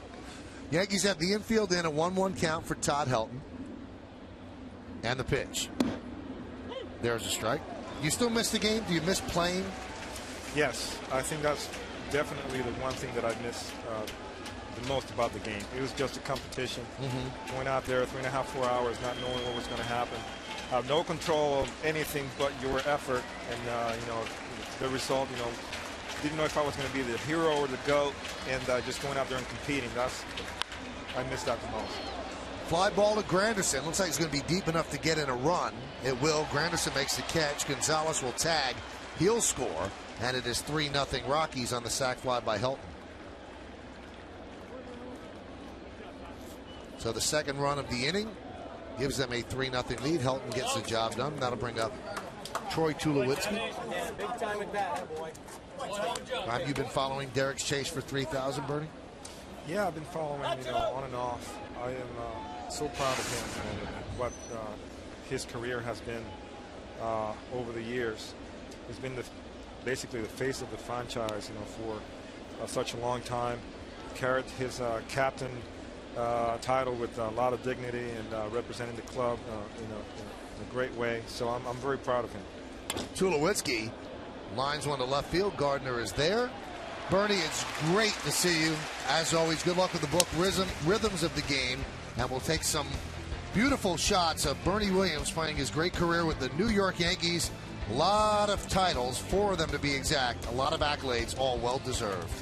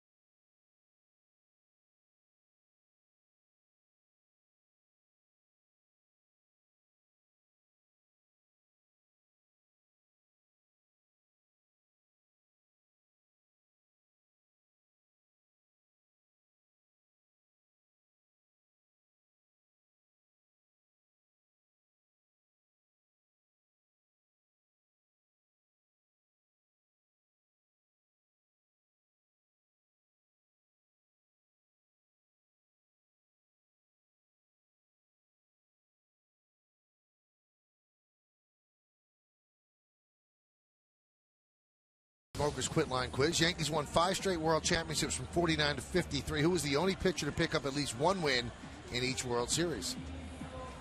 You don't know this. I'm not sure if Whitey Ford got one in 49. I'm not sure. That would have been my guess. Allie Reynolds. See, I told you I didn't know. Well, I got my first one in my whole broadcasting career the other night. It's probably going to be my last. You nailed it, too. It was 4 names you got. It's probably going to be the last one. Yankees do not have a hit. They have not had a base runner. As we go to the bottom of the 5th, Alex Rodriguez will lead off 12 up, 12 down against Nicasio. High fly ball, right field. Smith into the corner, on the track. He'll make the play. 1 pitch, 1 out. Nicasio, he has that fastball that's beating some of the Yankee hitters. He's doing a nice job getting ahead in the count. Mixing in an occasional slider here and there just to respect it a little bit, but it's pretty much been done with 1 pitch, and that's the fastball. At Double-A Tulsa before he got called up, Nicasio 5-1, 2.22. So kind of skipped over Triple-A and now doing a good job here in the majors. But did come into this game with a close to 5 ERA, and he has really shut the Yankees down to count 0-1.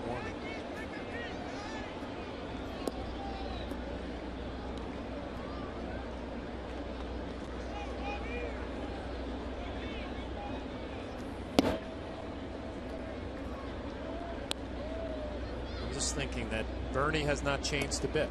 Not a bit. Same guy. Same guy. Just so chill. Even, yeah, just nothing bothers him. Never bothered him.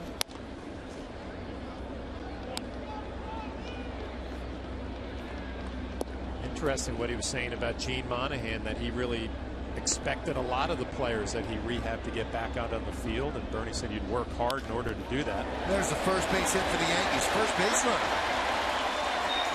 As Cano picks up a one-out single.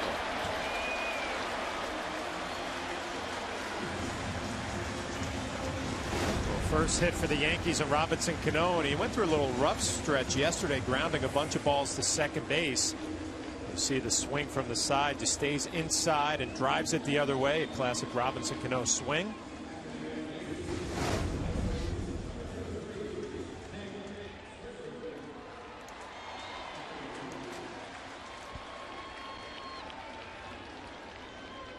So now Nicasio will work out of the stretch for the first time. Sometimes that's a little bit of a difficult endeavor for a pitcher who's been coasting along. Here's Nick Swisher. He struck out in the second inning.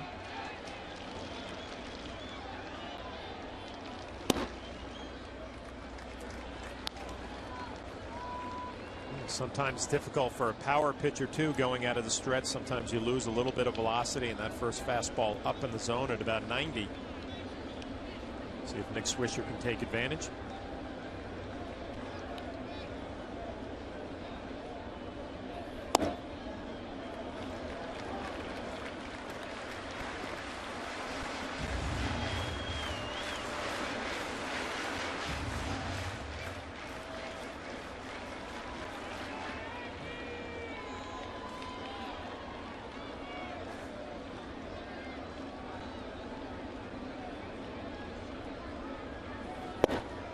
Count 3-0.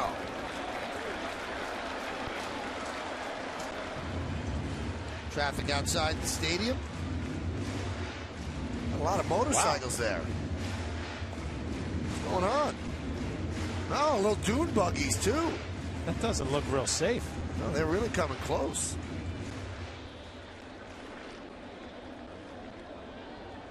Wow, almost looks like a video game. Like Frogger.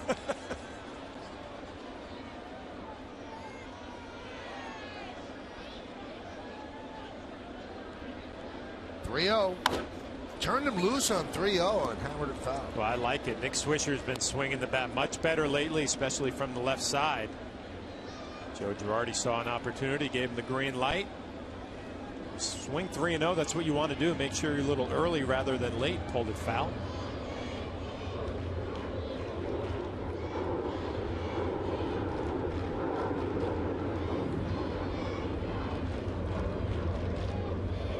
That one is drilled deep to right. There it goes. See ya. Two-run home run. Nick Swisher. Yankees on the board. They trail 3-2.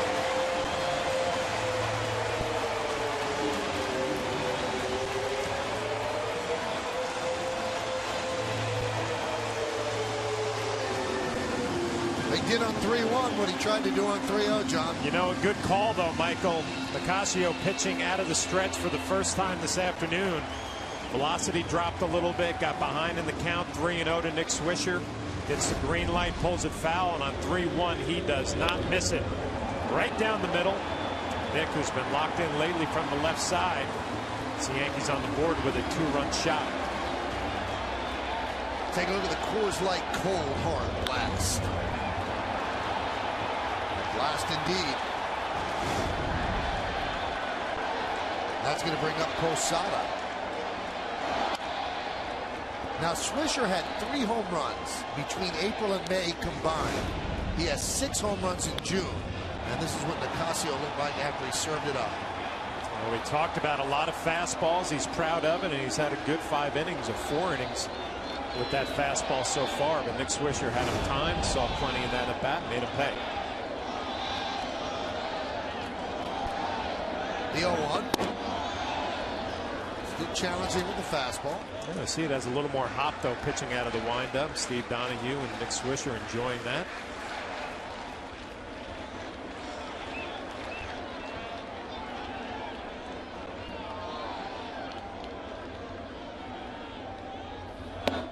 Count 1-2.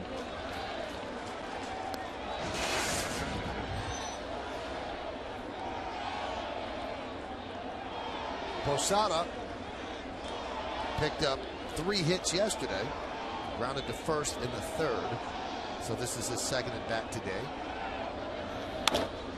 High drive, right center, going back Gonzalez, on the track, at the wall, see ya, tie game. Back-to-back home runs, a two-run shot by Swisher, a solo shot by Posada, and we are knotted at 3.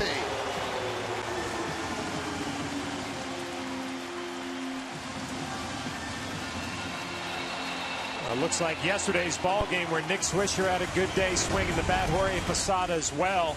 Swisher hits a home run. Jorge Posada comes up and follows it. Another fastball out over the plate.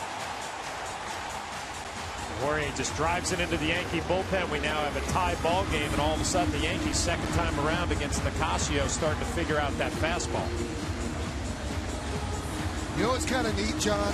The two people, I think, that enjoyed the Old Timers Day ceremony more than any other active player, Nick Swisher, who was like a kid around everybody, and Jorge Posada had about as big a smile as we've seen all year. And then for him to don the catcher's gear, which he hasn't done all year, to catch Monahan's pitch, I thought that was very special to him, too. Now you bring up some good points. I mean, Jorge just looked like he was really enjoying himself with some of his old teammates. Doing that for Gene Monahan, catching the first pitch. But these two guys, Swisher and Posada, 6'7", swinging the bat great lately. Here's Russell Martin after a trip from Bob Apodaca. And Martin could not hold up in the count 0-1. And I'm sure that conversation from Bob Apodaca, more sliders, show them a little bit different look because they're starting to wear your fastball out.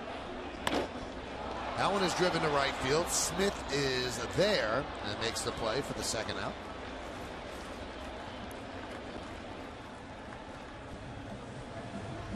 So a perfect game through 4 for Nicasio. Not so perfect here in the 5th inning with 1 out, a single by Cano, Yankees first base runner. Then Nick Swisher with a 2-run home run. And then Posada with a solo home run. And we're tied at 3. Eduardo Nunez had to get another bat. Now he's ready.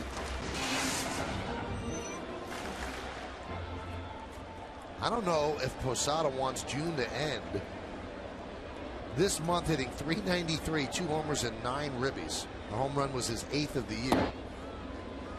Pitch inside.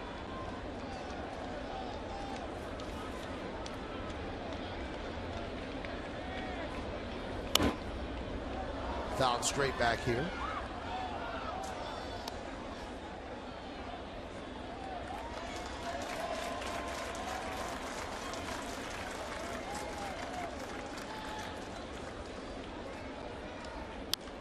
That one's popped up. Herrera will make the play, and that will do it. But the Yankees bats come alive. A 2-run home run by Nick Swisher puts the Yankees to within 1, and with that swing, Jorge Posada ties the game at 3. Let's go to the 6th, 3-3 game.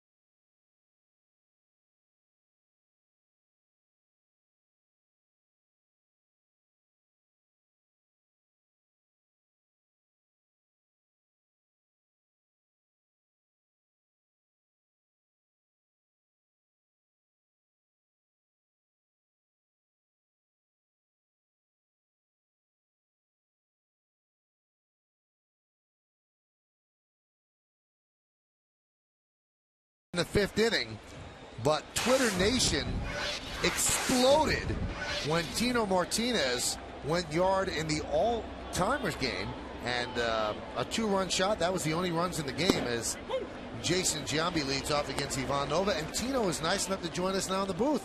Tino going yard. It was really exciting. And did you call it the all-timers game? Old-timers game. Like old-timers game. I kind of misspoke. Old-timers game. No, I like the all-timers game better. All-timers, all right. Oh, right down the inside part of the half where I wanted it. No, I hadn't hit a ball, honestly, in 5 years since I retired. And it was nice to go out there, and Coney just gave me some good pitches to try to hit it out. So it was exciting, though. Was that, I mean, you hit big home runs in World Series and everything, but that had to be really neat. It was very neat, of course. I hadn't hit one in this new stadium at all. So, when you come back to Old Timers Day, you always think to yourself, wouldn't it be kind of neat to hit a home run in the game, but most likely impossible. It's beautiful swings. We're breaking it down on Yes Mo. Yes, but you know what? I work out and feel pretty good. I'm looking at this going, God darn, I got to lose some weight. My God, you don't put a uniform on in a while. I'm like, jeez. I swear that's what I was thinking. I saw myself in the diamond vision. Okay, I'm going back home and I'm going to be in better shape next year. But it was a lot of fun, though. You used it to your advantage and drove the ball out. Here's the 3-2 to Giambi. Strike 3, Giambi down looking. I'll tell you what, Tino, both John and I got the sense, you see this pitch to Giambi, just nicked the outside corner, that there was something special about this Old-Timers Day, that some of them sometimes fall flat. It is what it is. But I thought that there was a real energy to this one. Yeah, this is my second one. I came to the last one was the last Old-Timers Day at the old stadium. So that was good. That was a lot of fun, too. But, the guys in the dugout were having fun. They were excited to be there, take pictures with one another, and just say hello. But with Gene Monahan getting honored, I think that was a big deal as well, because I think just about most of the guys here had Gene at one time or another. So what he's done for our organization is incredible, and it was nice to see what they did for him. As you see Seth Smith line out to Nunez, and it was kind of apropos. We were talking about this in the previous inning. Jorge Posada looked like he was real happy to see all of his old teammates, and then for him to hit that home run there. Yeah, he was. He told me, he came in after I hit my home run. He said, "Is it that easy? Is it that easy?" I said, "No, but there's some luck involved." But it was great. It's great to see Jorge and Mariano Rivera and those guys still contributing, and Jorge getting hot finally, which is great for him and for the organization. So see what happens the rest of the way here. Tino, how about Joe Torre coming back? It's a great ovation. I'm sure a lot of his old players happy to see him in pinstripes. Yeah, amazing, though. I mean, it's great to see him back in the stadium with the uniform on, but what an ovation. Yeah. I mean, my goodness. The fans show that kind of appreciation. I think Joe knows how well he's appreciated here, but I'm sure he was even blown away by the extended ovation he got. 1-1 to Wigington. And how about your Tampa neighbor? Got a huge ovation, Lou Piniella as well. And then actually swung the bat. Yeah, he looks pretty good, too. Lou's doing great, but he, Lou's competitive. He wanted to get a hit, too, though. He went up there just to try to, put the ball in play. Well, he said he's going to think about it all night that he didn't get a hit. Yeah, I'm sure he did. Before. He was angry. No, he looked good in the box, though, didn't he? He did. He stood in there like he was locked in. He wanted to get a hit, and, it's kind of tough to get a hit when you haven't hit the ball in so many years, but... Facing Jeff Nelson, too. That's not the easiest in the world. And Jeff Nelson, you don't want anybody to get hit off him, even in the Old-Timers game. The 2-2 outside. Now, I know this is not protocol in a big league game. Did you thank David Cone afterward? I did. Absolutely. He was trying to fire it in there, kind of where I wanted it, and he just kept, trying to get me hit a good spot there. So I did thank him. I said, thank you for, trying to at least give me a good ball to hit there. Top of the 6th inning, talking with Tino Martinez, 3-3 game, the 3-2. That one is driven deep to left field. Gardner back. He's on the track. He's at the wall. He leaps. See ya. Another home run for Wigington. And the Rockies now lead 4-3. Third hit of the game for Wigington and his second home run. Just over the outstretched arm of Brett Gardner. Well, we mentioned it earlier. Wigington had been all over the fastball. His first home run and a good swing at a curveball, his second at bat. And here gets a 3-2 heater and gives the Rockies a 1-run lead. 12th home run of the year. 3-2 count. Nova's going to come right at him, a fastball up, and it looked like he got some good backspin on it because it just kept carrying out of the reach of Brett Gardner. Here's Charlie Blackmon. Blackmon is 1 for 2. Now we asked Bernie this, so let me ask you, Tino. When you see one more look at Wigginton, all the championships, which one was your favorite one? I don't know what Bernie said. I didn't hear it. I saw him on the TV, but the first one was obviously awesome. I mean, it was great when you're a major league player. You want to, establish yourself as a major league player, and then hopefully one day win a World Series. So to win that first World Series was incredible, but to have it happen again and again and again, it got better and better each time because you know how difficult it is and how much harder it is each time. So they were all that great. Here's the 1-1. He pretty much gave the same answer, although he did add a little bit of a caveat. He said he still looks as 2001. He says that you guys won that. Yeah. Looking back at the time, we realized what we were doing as a team and the run we had, but not until you're retired and sitting back, you look back and think how disappointing that really was to lose that one. That one is chopped towards second. Cano is there. Tino, we thank you so much. We always love seeing you. Thank you, guys. And we want to go down memory lane and go back to 1998, 7th inning against the Padres. Mark Langston, 3-2. See ya. Just like today. Nice. See ya. Nice. I love that.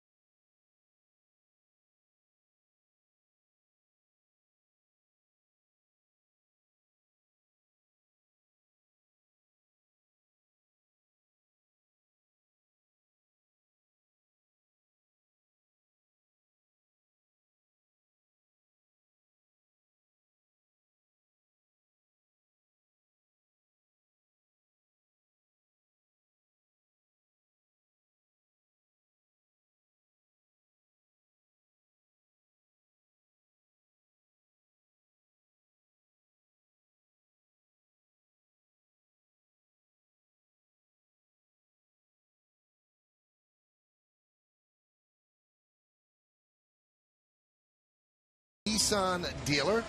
4-6-0 for the Rockies, 3-3-1 for the Yanks. Wigginton with 2 solo home runs. Nicasio retired the first 13 Yankees, but then a single, a home run, and another home run tied the game at 3. But then Wigginton's home run in the 6th put the Rockies ahead. Swisher and Posada had those back-to-back home runs in the 5th inning.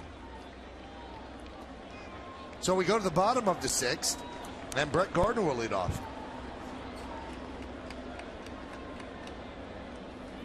Pitch is outside. How about Tino beating himself up for? He thinks he has a gut. Should be me. I can't even imagine you in pinstripes. My gosh, I don't even want to think about that. Pinstripes are slimming, Tino didn't think so. Beautiful drag bunt. And Gardner with a bunt hit for the 2nd straight game. Yesterday down the 3rd baseline, this time a drag bunt. Well, Brett said after the game that is going to be a weapon. He's going to continue to do it. And you're right. Yesterday down the 3rd baseline, perfectly executed. Today he brings it with him. Gets the bat head out, a nice angle. You want to bunt it right towards second base. Once he gets it past the pitcher, Nicasio, a couple of steps out of the box already. This is a perfectly placed drag bunt.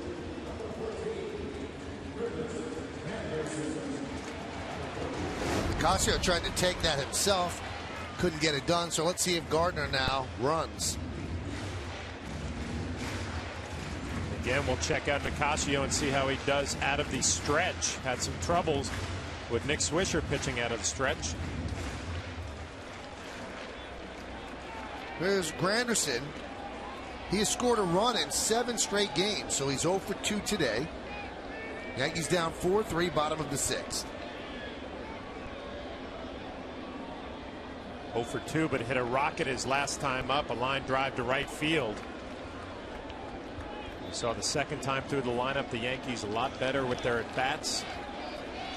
We'll pay attention here the third time through.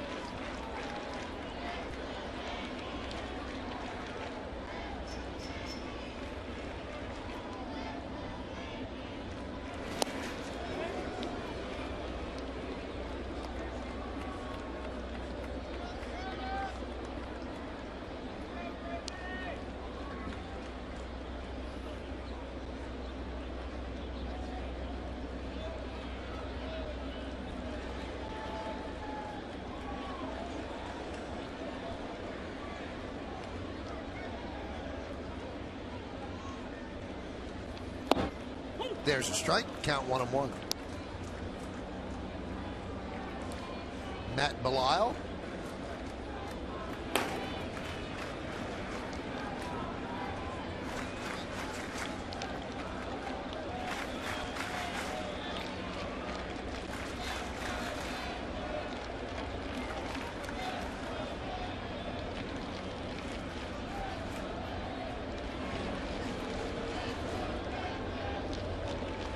Lights are on here at the stadium. Kind of overcast. Remember, the game started right around 2:20 because of the Old Timers Day ceremonies.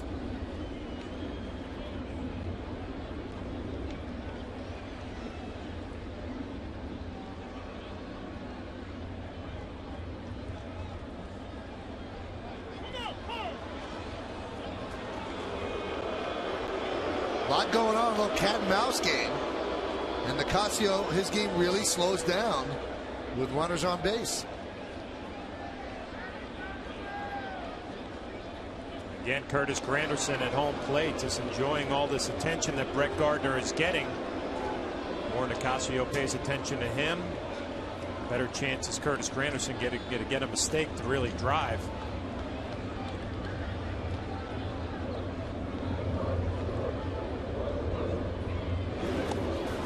Extending the lead.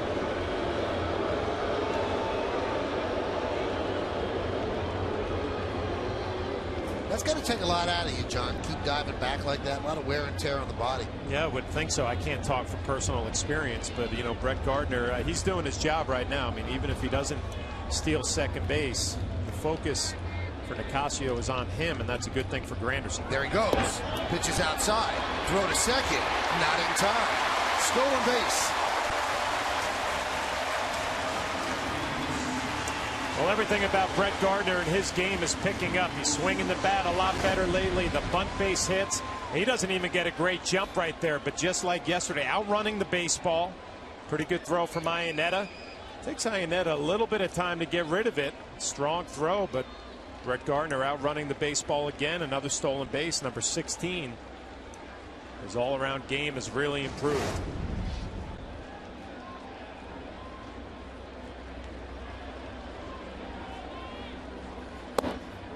Count 3-1.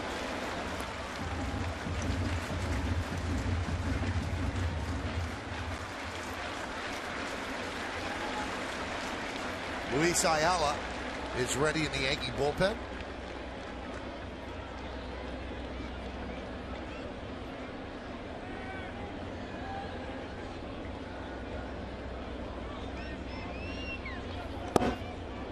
And Granderson walks.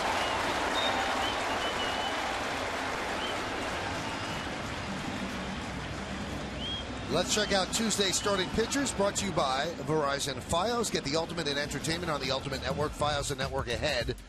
Zach Greinke coming back from that injury, is going to get the start for the Brewers, 7-2, 4.77. Now, we have a question mark next to Freddie Garcia because the Yankees haven't committed. They have a day off. They could skip over people, shuffle people around, but right now it's Freddie Garcia at 6-6. So we'll have that game for you right here on Yes. And we're also going to step aside. Nicasio gives the ball to Jim Tracy as the Rocky manager will go to the bullpen and try to shut down the Yankee offense. First and second, nobody out.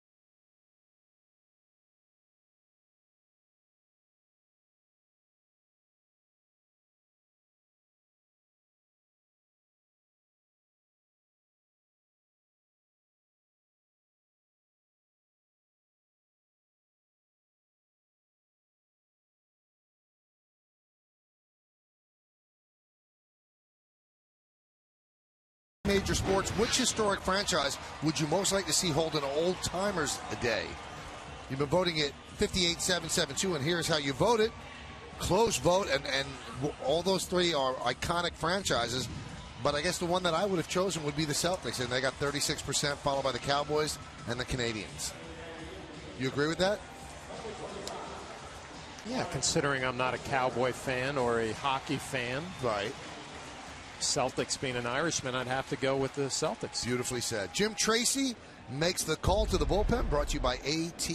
And it's going to be Matt Belisle against Mark Teixeira. First and second, nobody out.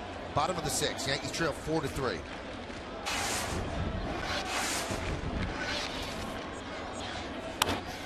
Hammered foul. Well, interesting looking at Belisle's numbers. See the numbers on the year, pretty good. 2.36, only 33 hits and 34 in the third. But he actually does a better job against lefties. 216 against. Righties hitting 282 off of him.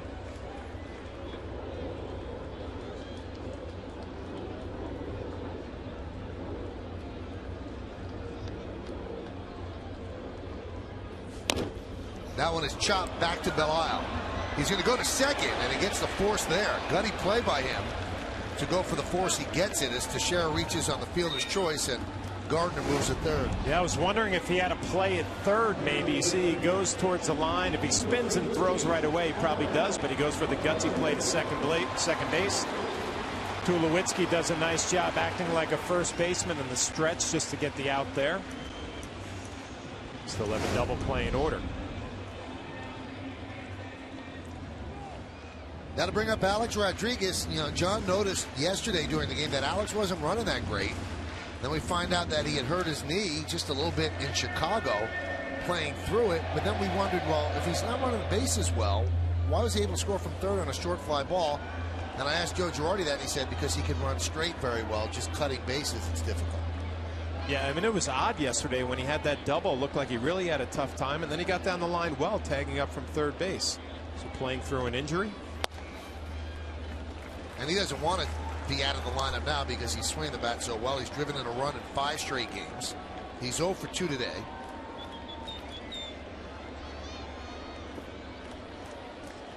His approach right now, I mean, it's just short and simple, and you see 338 with runners in scoring position.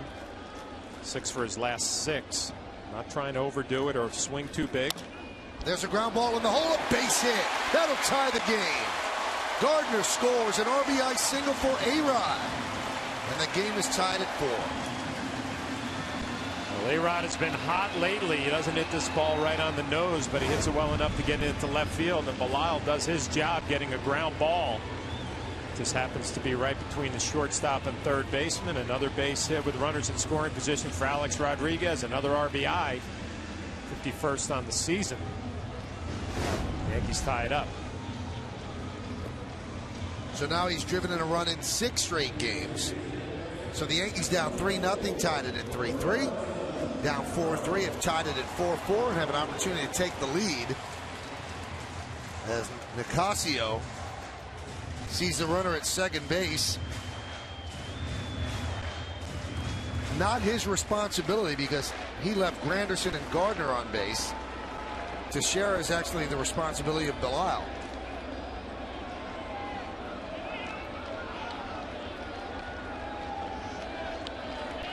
Robinson Cano swings to a high fastball.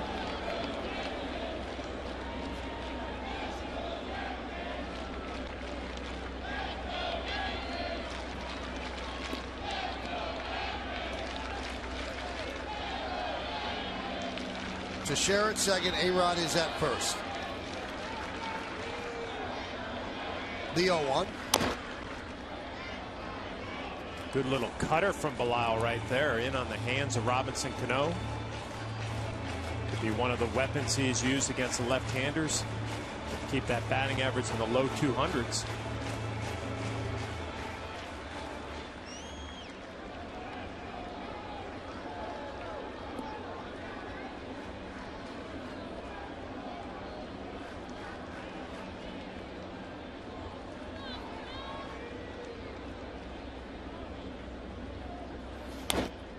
Foul back.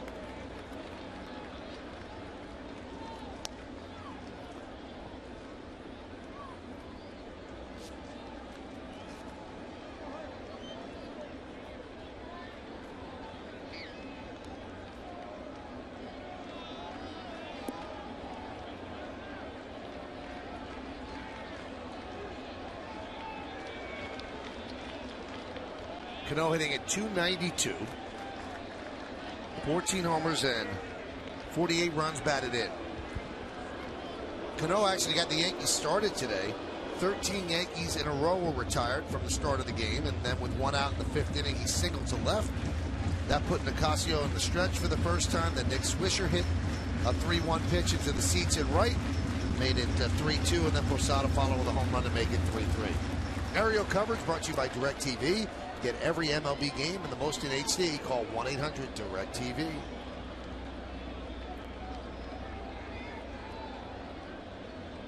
The 0-2. Off speed outside.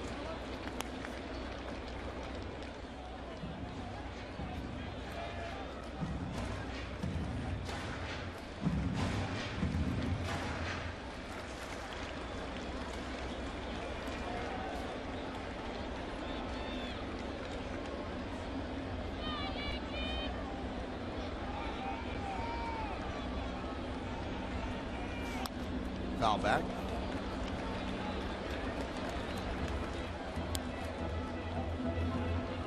Rockies won on Friday night 4-2. Yankees won last night 8-3.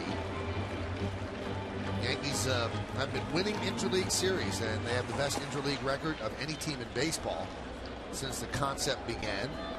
They beat the Mets 2 out of 3. They beat the Cubs 2 out of 3. They've beaten the Reds 2 out of 3. Now trying to take 2 out of 3 from the Rockies before Milwaukee moves in, and then they will finish up interleague play with 3 games at Citi Field next weekend.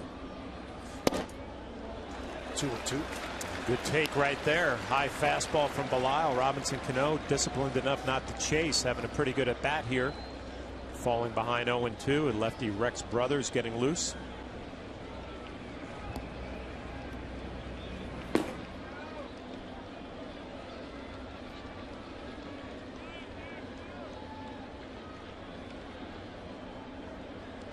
2-2. Grounded to short. Tulowitzki touches second, fires to first. It's a double play. But the Yankees tie the score. 1 run, 2 hits, no errors, and 1 man left on base. We played 6 at the stadium. It's a 4-4 game.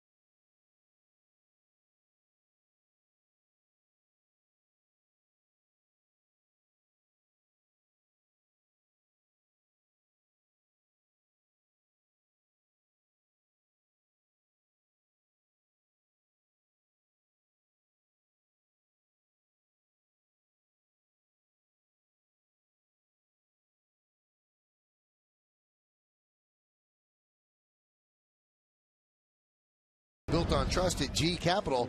We prove that every day. Now, Tulowitzki didn't have to trust anybody, just trusted himself and his arm. Our ground ball is short, and he's going to take it and step on the bag, fire to first, and a 6-6-3 double play ends the 6th inning. So we're tied at 4 as we go to the 7th inning. New pitcher for the Yankees. It's going to be Luis Ayala taking over for Ivan Nova.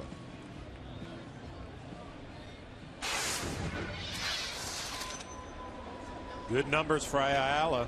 1.48 ERA, only 21 hits and 24 and a third.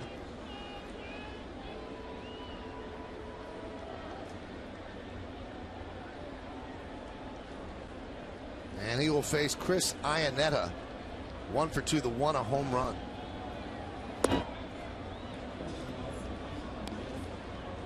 Cadillac scoreboard 4-4, 4-6-0, and 4-5-1.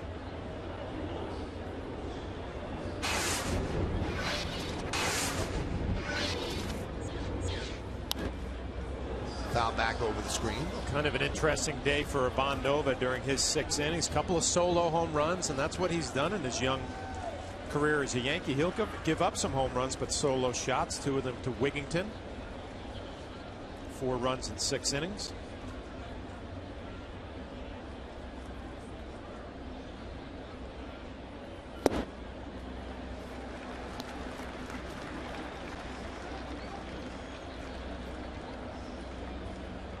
Boone Logan getting ready.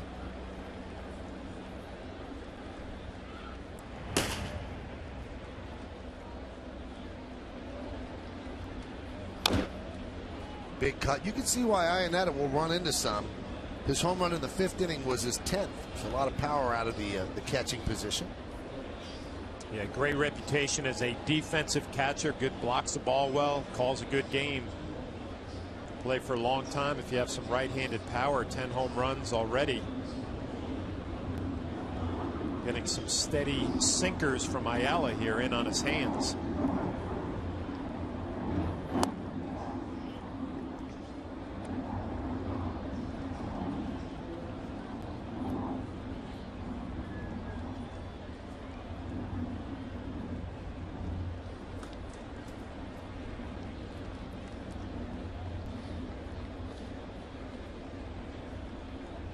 The 2-2.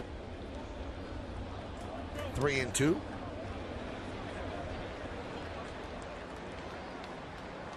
Some of these great shots from Pete Stendel, and we want to send out our best wishes to Pete's son Kai, who's been a little under the weather. He's recuperating nicely though, so we send out our warm wishes and get well quick. And Pete doing a job despite his son being under the weather, and we thank Pete for that. Pete's been all over the place today. Great shots. On the field, up in the crowd. Ground ball through for base hit. And Charlie Hayes kind of saved Pete's life, because he was camped behind Charlie Hayes during the Old Timers Day game, and a hot shot. Hayes made the play. Well, with Cargo coming up, Joe Girardi's going to call on Boone Logan. Tomorrow's an off day, so everybody's available in the bullpen today. 4-4 game, runner on first base, nobody out, and here's the play where Pete Stendel was saved by Charlie Hayes. Oh, that could have cracked the lens.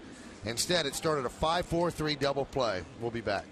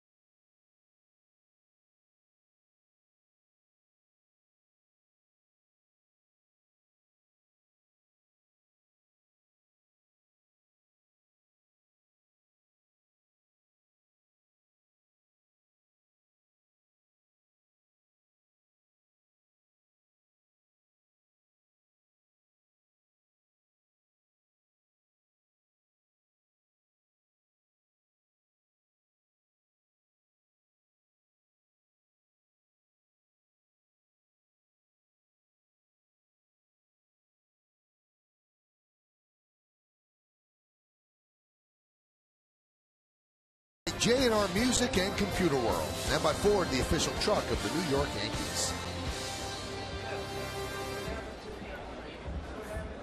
Runner on first base.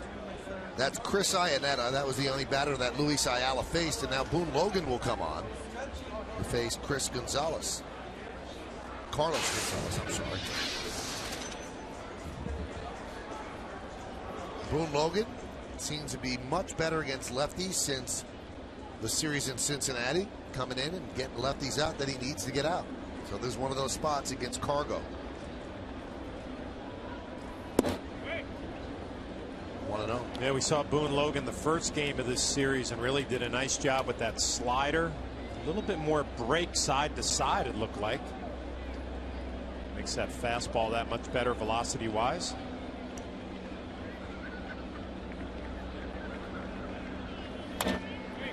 Foul back.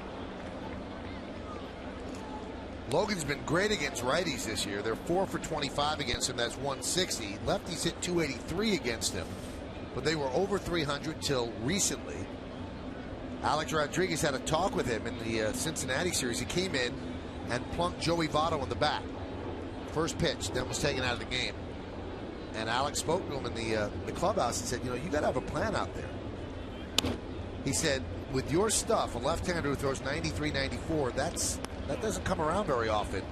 You can really help this team, but you have to have a plan. You have to visualize and think, how I'm going to pitch this guy. You know, you give Alex a lot of credit for having that conversation, and just thinking back to the years I played with Alex, I mean, he would pay attention at third base to pitch selection, you know, how you're trying to get a hitter out. Very smart as far as that part of the game is concerned. I mean, he's not looking in the crowd. He's paying attention to pitch selection and a game plan. Swing and a miss. Game plan worked. Gonzalez down on strikes. Well, I don't know if it's just me, Michael, but I noticed this Friday night, it just looks like the slider, maybe he's dropping down a little bit, but it's a better sweeping slider across the plate to the left-handers. And we saw a bunch of these swings Friday night. Kind of the waving swing from a left-handed batter. That's a good sign for the Yankees and Boone Logan.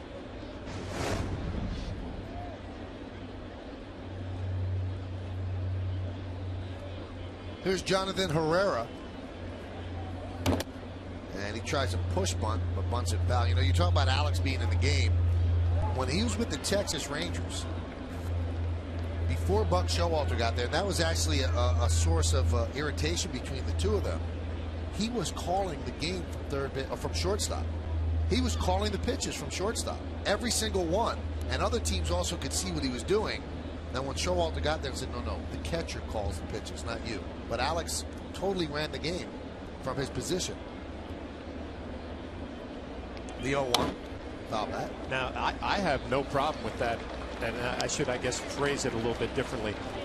I've been catching in major league games and have had shortstops and third basemen kind of give you suggestions. Not every pitch, right? But, you know, a couple of times, hey, fastball up right here might be a good pitch. Or even Alex Rodriguez would give you that applaud with his glove saying, nice sequence there, you know, just to let you know he's paying attention. I had no problem with that as a catcher. Had you ever heard of a position player calling the game? Yes. You have? Okay. Well, Alex was one of them with Texas.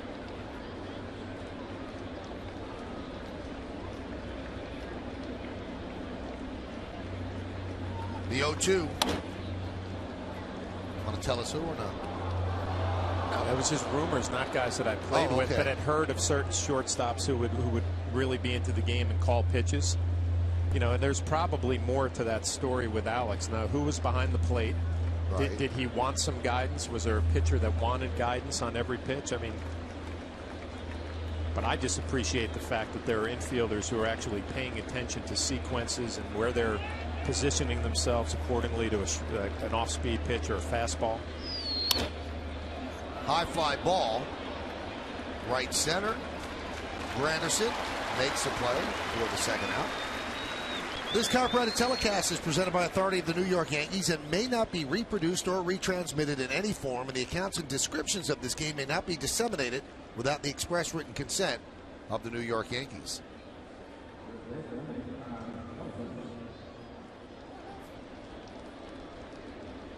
Here's Todd Helton.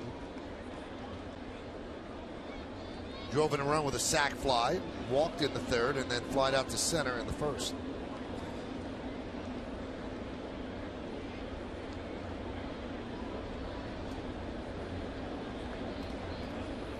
Swing and a miss. Boy, Logan could be so important to this team. The lone lefty out there. And, you know, some of the big games the Yankees will play against the Red Sox. Red Sox are a lefty-laden lineup. You need that tough lefty out there to come in and get David Ortiz or an Adrian Gonzalez. Runner goes. Pitch is high. Throw to second. Goes into center field. Moving to third is Iannetta, and he will make it. Looked like a lot of things broke down there, John. No one was covering. It seemed like Martin held on to the ball for a while. Well, Martin had a little bit of time with Iannetta, who had a pretty good jump, but he is a catcher, and we'll take a look. Martin gets a high fastball and gets rid of it in pretty good shape. Nunez a little late getting there. You would have loved as a catcher for him to pick that ball and apply the tag. He's not able to make the play, and it'll be a throwing error on Russell Martin. Disappointed in himself, I'm sure, because he had the out, but also looking for a little help from the shortstop, and he didn't get it.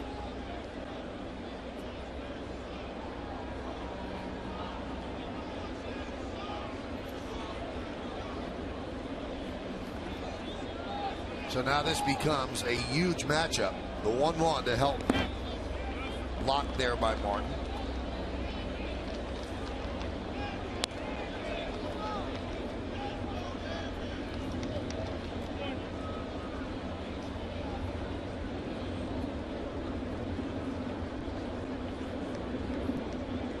David Robertson getting loose in the Yankee pen. 2 outs, first and second base open. You really got to make some quality pitches here if you're Boone Logan and Todd Helton. Count 3-1.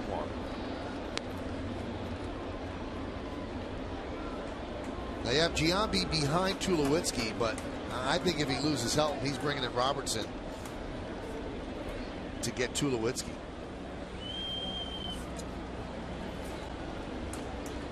3-1. Grounded softly to second. Cano right there, and that'll do it. Logan does a great job. No runs, a hit, no errors, or 1 error, and 1 man left. The end of 6.5. It's time for the 7th inning stretch here at the stadium. Yankees are tied with the Rockies at 4, but we're going to stay right here to honor America in New York. And offer a moment of silent prayer as we remember the servicemen and women who are serving our country at home and around the globe. Thank you. Now join in Kate Smith's rendition of God Bless America.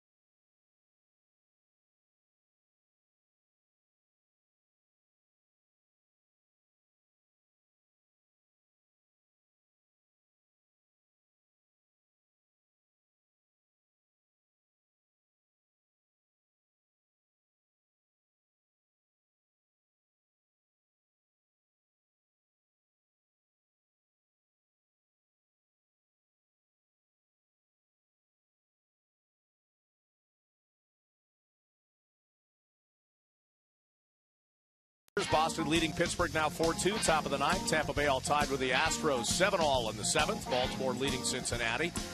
Toronto blanking St. Louis. They're about to close that one out. Milwaukee leads Minnesota. The Brewers coming in next on Tuesday here for 3 in the Bronx. And the Mets leading Texas 5-3, bottom of the 5th. So the Red Sox looking to get a win and pull even with the Yankees. Yankees looking to get a win here.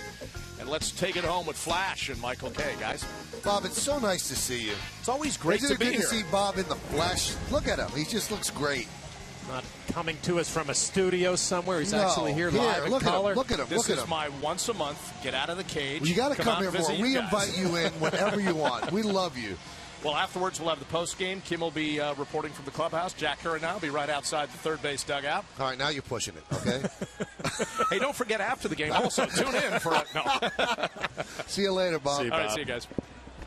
We go to the bottom of the 7th inning, and Nick Swisher is going to lead off. Swisher had the big blow, kind of awaken the Yankees' slumbering offense.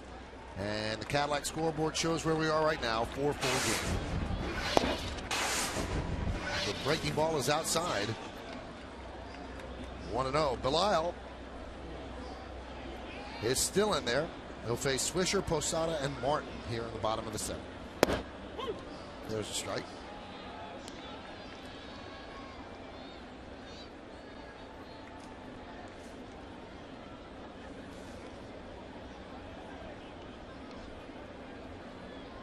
One. 2-1. Well, you've been watching these takes from Nick Swisher. I mean, he's been swinging the bat well lately, really tracking the ball all the way to the catcher's mitt. Looks like he's picking the ball right up out of the hand.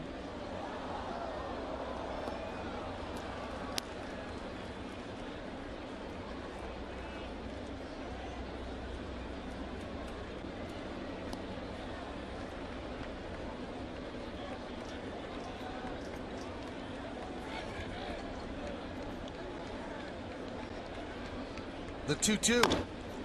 Chopped over the mound. Going to be a tough play. Herrera fires the first. That is a good play by the Rockies second baseman.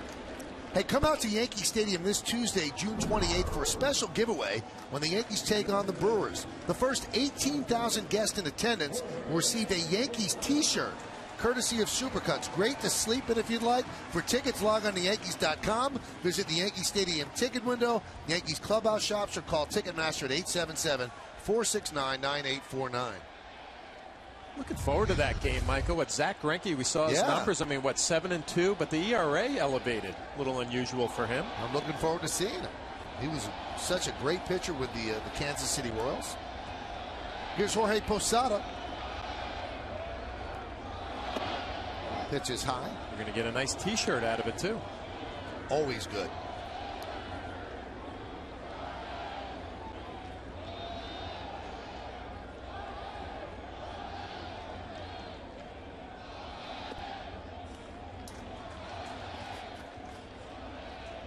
Boy, the DirecTV blimp is flying very low.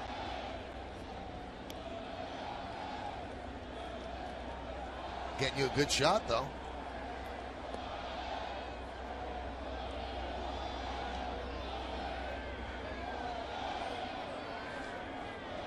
Posada with a solo home run in the 5th inning. Trying to hit one there, and the count 2-1.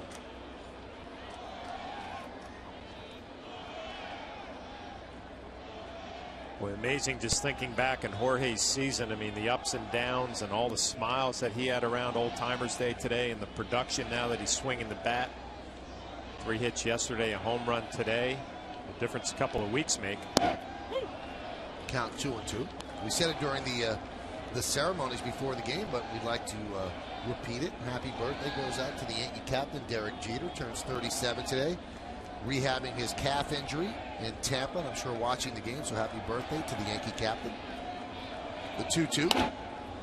Fouled away. Well, it's amazing how much the game has changed. But I read something today that he ran on a treadmill in the water today. Yeah. In the technology now, how they rehab some of these injuries. Really taking their time with Derek.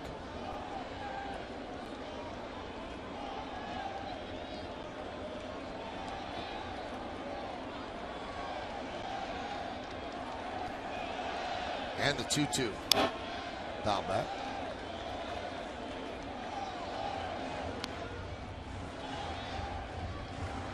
Derek still chasing 3,000, and those are the most hits of anybody before the age of 37. So Ty Cobb had the most, then Hank Aaron, Robin Yount, and then Derek Jeter. Pete Rose, who ended up with more than anybody, was actually behind Jeter on that list.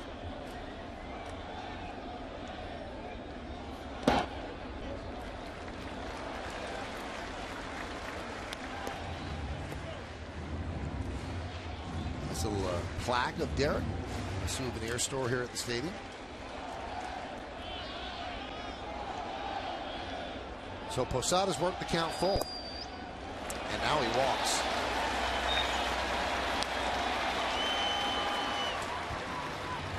Well, you can vote along with us for today's Chevy Player of the Game. Text your vote to 58772 or vote online at YesNetwork.com. Today's candidates are, Tino Martinez with his Old Timers Day home run. Ty Wigginton has 2 in the regular game. Nick Swisher 1 and Jorge Posada 1. You can text your vote to 58772. Vote now. Make your voice heard. Standard text messenger rates apply, and you can go to online as well at YesNetwork.com. I think Tino's going to own that vote. Tino's going to do well, especially from the Twitter community. blew up on Twitter today. There's a strike. He was trending. What is it called? You're blowing up on Twitter. You're trending.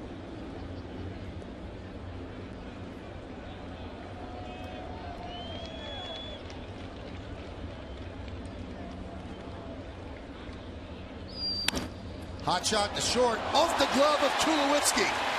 Everybody's safe. That was an inning-ending double play, and it ate him up. Well, it's inning-ending, but this is a rocket from Russell Martin.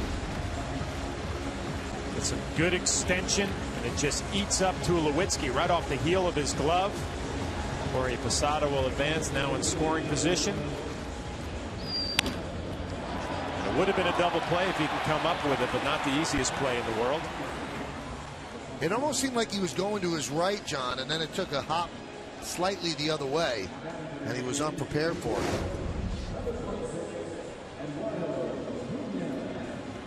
So Posada's day is over. Chris Dickerson takes over. At second base is the pinch runner. Girardi wants to make sure he can score on a base hit. Here's Eduardo Nunez. He's 0 for 2. Fly ball right and a pop up to second.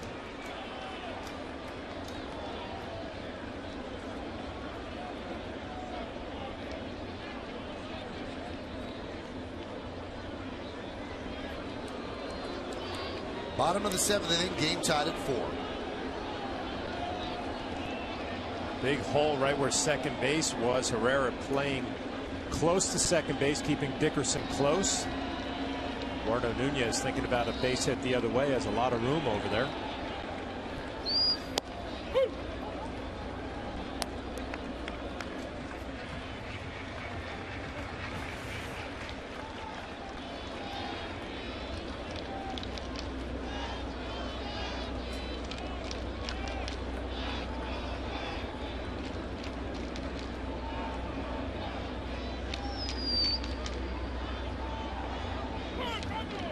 Time called. Rhino Nora in good voice. Hear it up here. A little late too, and you worry about Belial, who starts his motion towards home plate. But you're right, Brian O'Nora very emphatically calling timeout. It seemed like it was a little late as Belial lifts his leg up.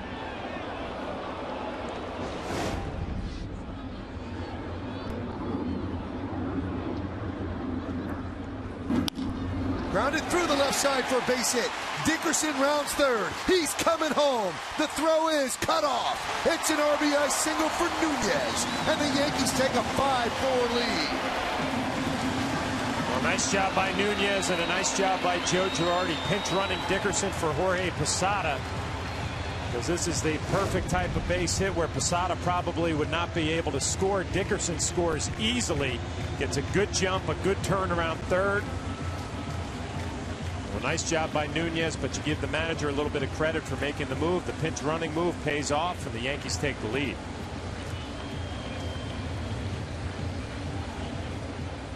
So Nunez with a big single, his 12th RBI, and gives the Yankees their first lead of the afternoon.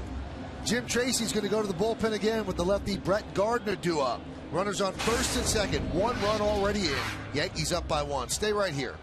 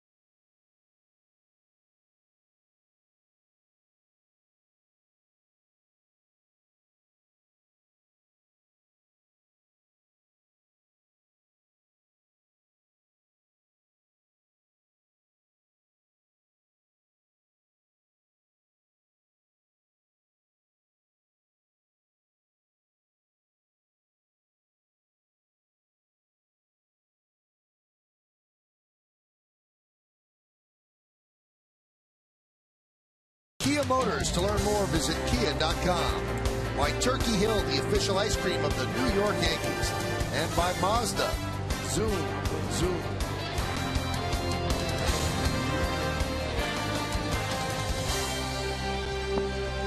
Well, the Yankees have taken their first lead of the game at 5-4. And they're looking for more. 5-6-2, leading 4-7-1. And Jim Tracy brings on one of his two left-handers, Matt Reynolds, to battle Brett Gardner. Those are the numbers on Reynolds. Less than a hit per inning and more than a strikeout per inning. First and second, one out. Martin at second, Nunez at first.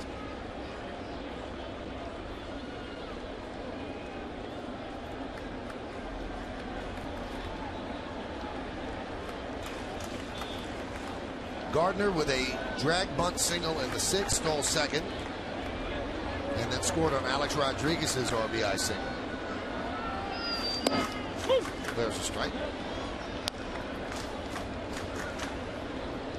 283 for Brett Gardner. 4 homers and 18 runs batted in. Yankees have faced a slew of right-handed starting pitching, so Brett Gardner's getting a good run. And when he looks ahead at the Milwaukee series, they will throw 3 right-handers at the Yankees: Greinke, Markham, and Wolf. And Brett's done a nice job with runners in scoring position, 429 since April 30th. But even with runners on base, first and second, Wigginton is playing on the grass at third, still respecting the possibility of a bunt from Brett Gardner.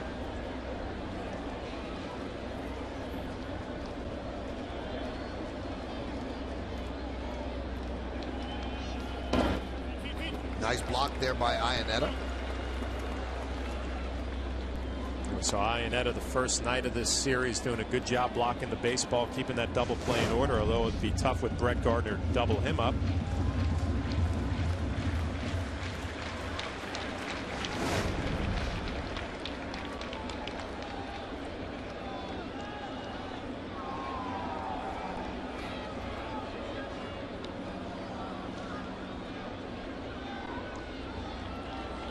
Reynolds threw a scoreless inning on Friday in the Rockies win. And Matt Lindstrom is getting ready in the bullpen.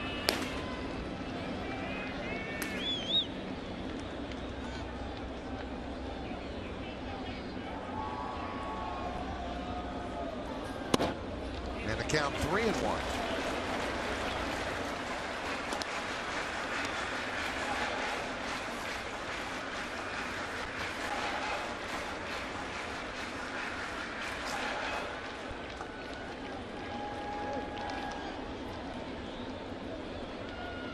Martin leads off second, Nunez off first. Yankees trying to win this series 2-1.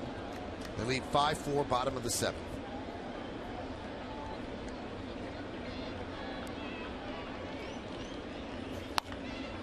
High pop-up. Shallow right. Smith makes the play. 2 away.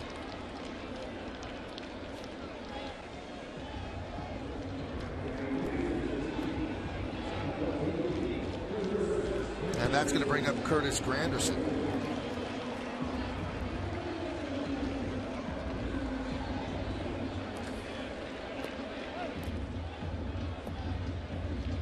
Reynolds and Iannetta talking about Curtis Granderson coming in, hitting .264 against lefties with 9 home runs.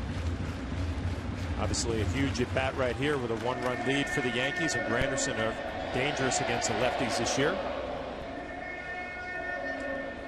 Red Sox just won their game in Pittsburgh 4-2. So the Yankees need a win here to hold on to their first place status in the American League East. Came into today a half game ahead of Boston.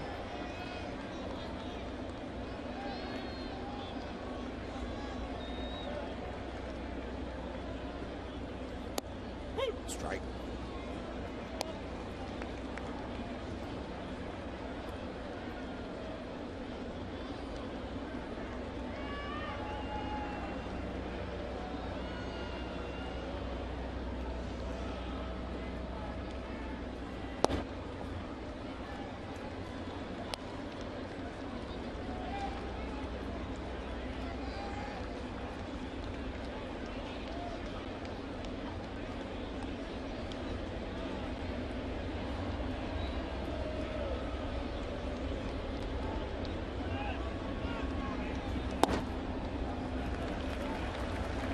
3 sliders in a row. Curtis Granderson might be able to hunt a fastball right here. 2-1.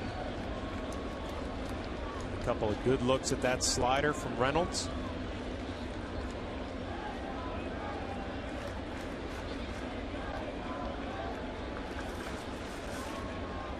The 2-1. High pop-up. Right side. Helton and Herrera. Herrera with the call, and he makes the play for the final out. So Reynolds comes on and does a good job, but the Yankees take the lead. 1 run, 1 hit, 1 error, and 2 men left. We go to the 8th. Yankees up by 1.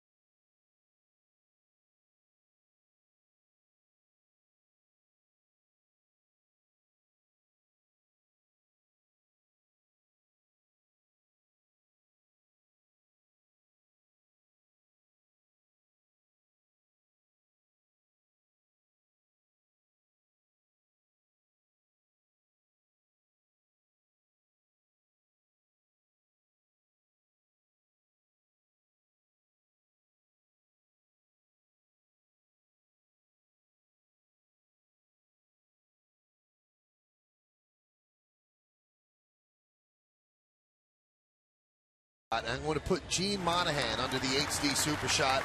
He was honored today. He's retiring at the end of this year, and he makes a super first pitch to Jorge Posada. He was surprised by his daughters, flew in for the ceremony. He had no idea they were going to be here, his fiancée, and he was very, very emotional at that point. And he deserves all the accolades that he received today. Yankees gave him a truck and a lawnmower, and it was just a really neat ceremony. It really was. Well, what do they call it above the locker? A frieze? A frieze. That was pretty cool. Like some people might call it the facade, but it's called the frieze, too. Really nice. Stevie Donahue brought that out from his locker. The old stadium. A couple of old seats from the old stadium. And Gino's going to retire down to North Carolina, one of the great moments during the Old Timers Day ceremonies. David Robertson's going to pitch the 8th inning. You see his numbers. They speak for themselves. 48 strikeouts in 30 and a third innings. He's averaging 14.2 strikeouts per 9 innings. Here's Tulowitzki. Well, knowing Tulowitzki and everything we've heard about him, John, you know he's probably eating himself up over booting that ground ball. That would have been the end of the inning. The Hyundai scoreboard shows the Yankees up 5-4. Yeah, I don't know if I would call it a booting a ground ball, though. I mean, you know, it's an error and a play that he probably is kicking himself that he didn't make. But, I mean, that ball was hit hard from Russell Martin.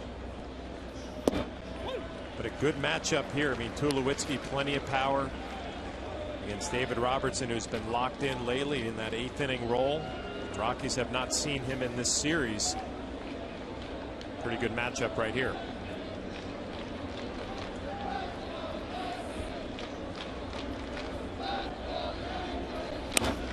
That one is driven down the left field line. It is a foul ball.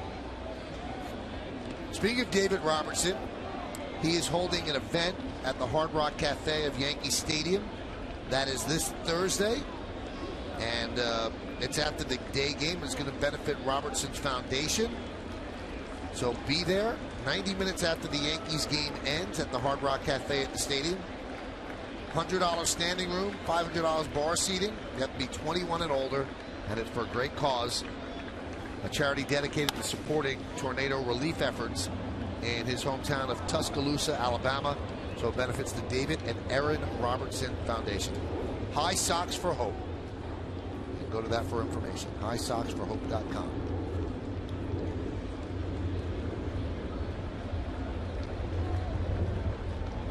Those are the high socks.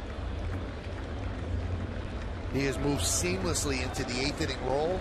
He has embraced it, and he has excelled in it. The 1-2.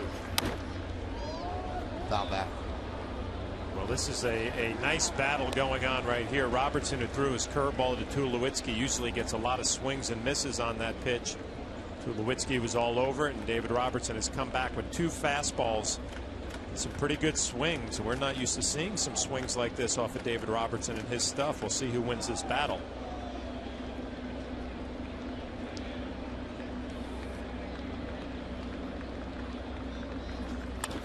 Line foul. The curveball and another pretty good swing, just out front a little bit, but still able to hit it hard.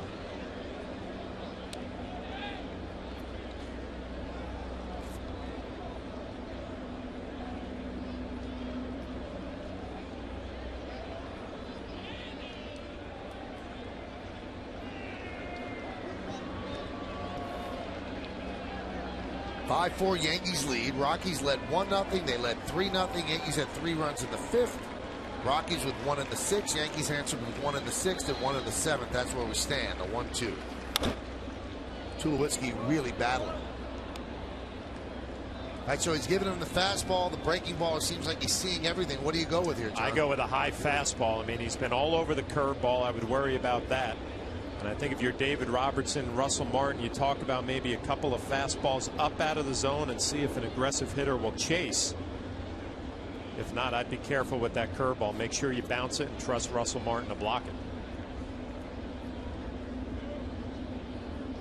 It's been so easy for David Robertson lately. We're not used to seeing at bats like this where really a quality hitter is battling, fouling off some tough pitches and some pretty good swings. This will be the 8th pitch of the at-bat. Jason Giambi's on deck. 1-2. Wow, that was about, I guess that's 54 feet, yeah. Making sure you're going to bounce it. Russell Martin wanted it down, was emphasizing that with his glove. Careful what you wish for.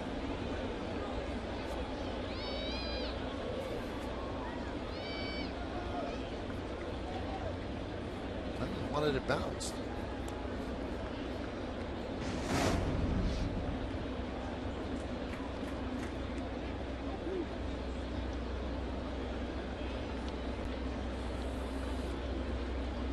Two.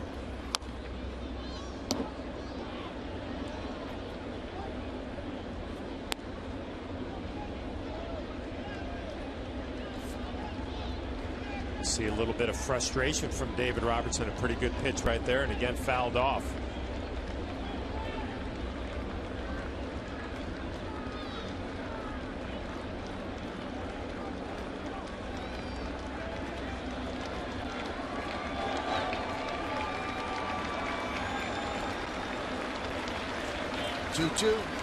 He got him with the high fastball. Tulowitzki expanded the strike zone and chased upstairs. Well, it's a great matchup right there and a great battle. David Robertson wins it with a fastball up and in. And we talk about it all the time, a 10-pitch at bat, but a little extra life from David Robertson, more than the radar gun reads, especially when it's up in the zone. Big day here at the stadium. So many things going on. It's also Syracuse University Appreciation Day. I know the head football coach Doug Marrone is here. I have not seen Jim Boeheim today. A lot of orange in the stands. Grounded to first. Teixeira touches up, retires Giambi, 2 away. So a 10-pitch at bat to a 1-pitch at bat.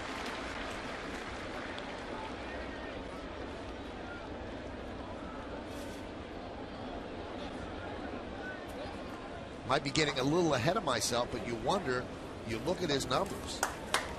Could he make the All-Star team? certainly got the type of numbers that would indicate you should be there. Still some time to go, but only a couple of weeks.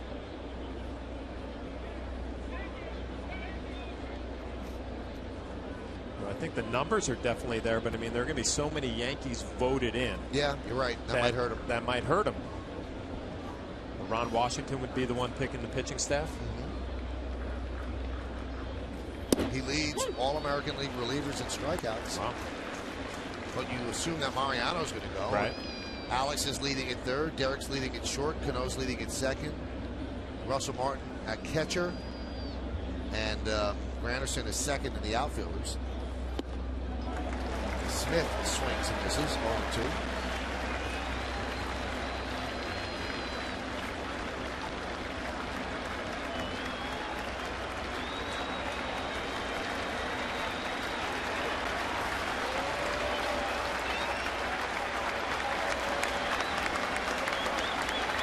The 0-2. Outside. Crowd of 47,894 here in the Bronx. They have a long day here at the ballpark. Many of them got here at about 11:30 when the ceremonies began. 49 strikeouts for David Robertson. We told you #1 in the American League for relievers. And there's one more as Smith swings and misses. Strikeout number 50. A 1-2-3 inning for Robertson. We go to the bottom of the 8th, and the Yankees lead the Rockies 5-4 on yes.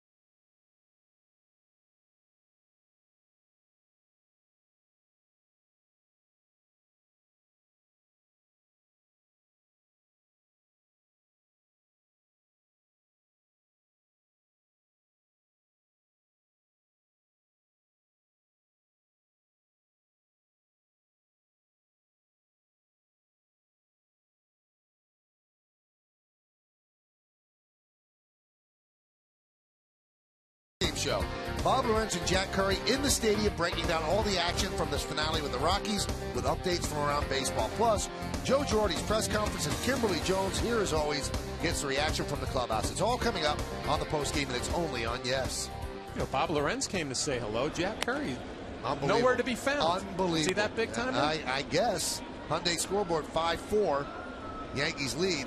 I mean, he did see me down on the field, but I'm surprised he didn't come up. I'm very disappointed. Pay some homage to you. I don't understand that. Just to say hello. I mean, you know, it's a little good hurtful. to see you. Yeah, I'm surprised. Well, you find out a lot about people. Of course, of a championship season. Iannetta will go out and talk with Reynolds. It'll be Teixeira, Rodriguez, and Cano.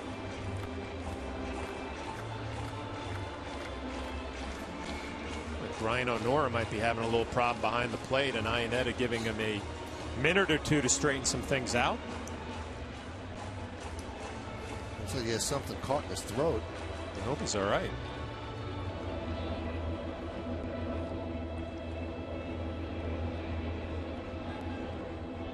And the other umpires quickly follow him as well, see if he is okay. Joe Girardi quickly down into the tunnel as well.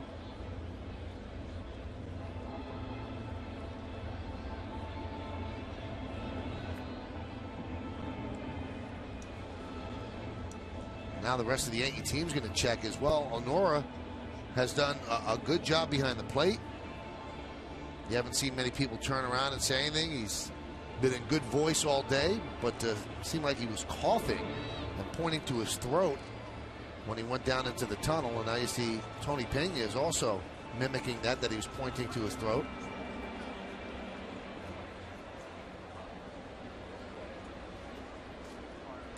Hope he's okay, and he is. There he is.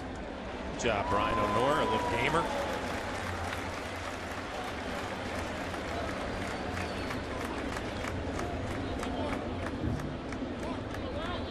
Maybe he swallowed gum. I don't know. Have a microphone there? Yeah, he has a microphone there as well. I don't think we wanted to hear it on his mic. Not good to see him back out there. He's all right.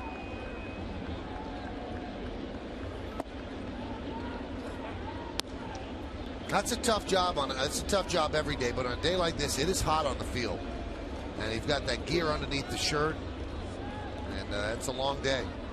I'm glad that he's okay. Count 1-1 on Teixeira. 1-2.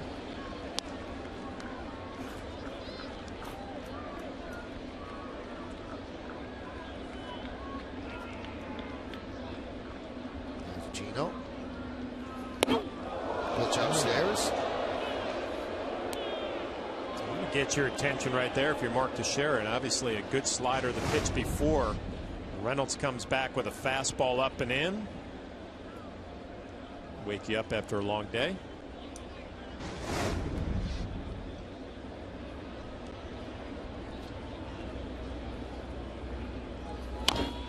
Grounded foul.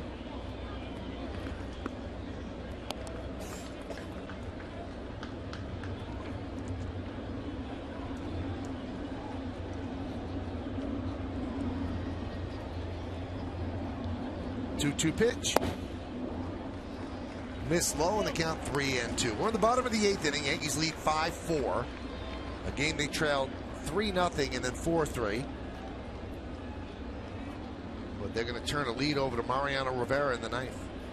That one's drilled deep to left. There it goes. See ya. A bullet into the seats and left. A solo shot for Teixeira, and the Yankees lead 6-4.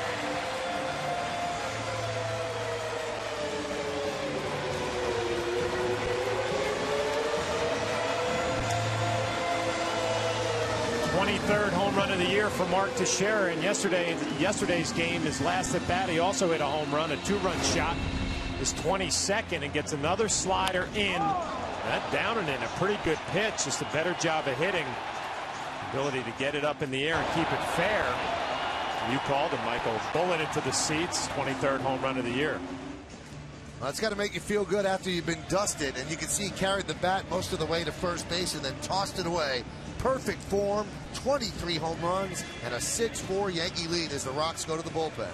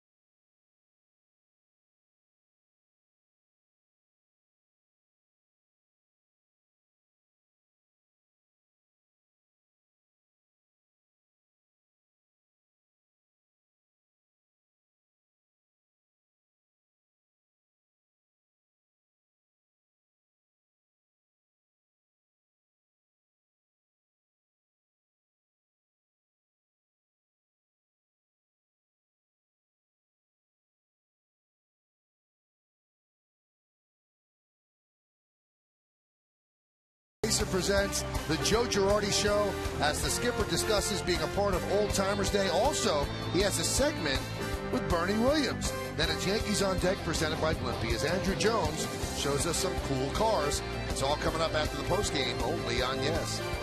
The new pitcher is Matt Lindstrom. Welcome home, Joe and Bernie. And Alex Rodriguez swings at the first pitch and fouls it back. So 23 home runs now for Teixeira. Now the most he's ever hit before the All-Star break was 25 in 2005. And that year, he went on to hit a career best 43 home runs. So he's just 2 behind that All-Star game high with plenty of games to go. 6-4 Yankees lead. The 0-1. Outside. Alex is 1 for 3 with an RBI single. He's driven in a run in 5 straight games. Those are the numbers on Lidstrom.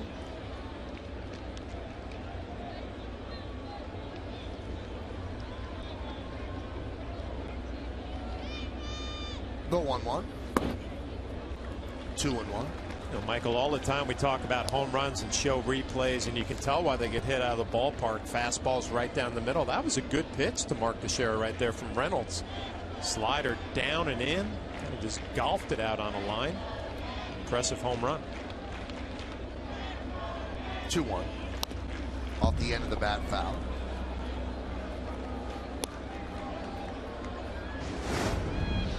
See where it ends up. Iannetta setting up middle in, and that's down and in. That's usually the pitch a lefty likes, right? Yeah.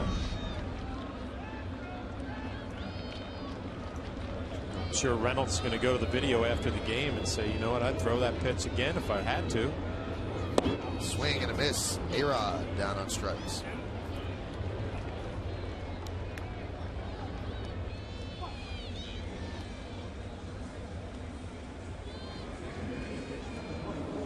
Now Lindstrom will face Robinson Cano. Cano 1 for 3.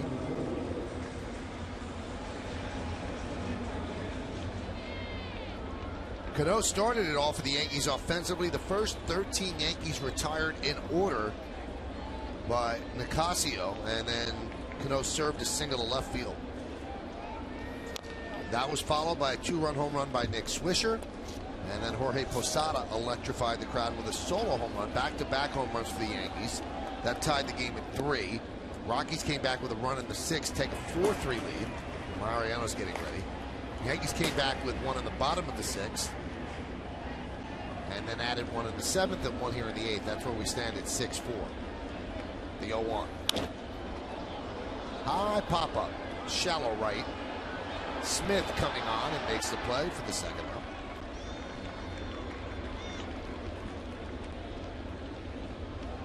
Lindstrom's been impressive. He got a little curveball slider, looked like a split finger to Robinson Cano, just out in front a little bit. Couple all that with a 97-mile-an-hour fastball. Tough at bat for the Yankees.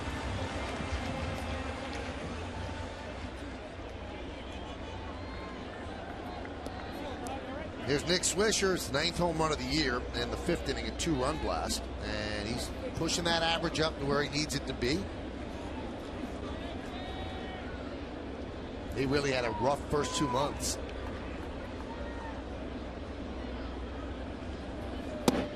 There's a strike. You know, these are the at-bats that make the difference too, Michael. I mean, you have a 2-run lead, you have Mariano getting loose, and you know, obviously you don't want to give any at-bats away. Nick Swisher's put himself in a situation he really has to battle to get those numbers back. Nice play by Tulowitzki. Off balance throw to first. Oh, what a play. Took a base hit away from Nick Swisher, and you could put a star next to that one. That's just an outstanding play. All you can do is smile about it. We go to the 9th inning. Yankees lead 6-4. Mariano Rivera, a young timer, not quite an old timer, but a big part of the ceremony, coaching Gene Monahan, and now he'll throw the final pitch.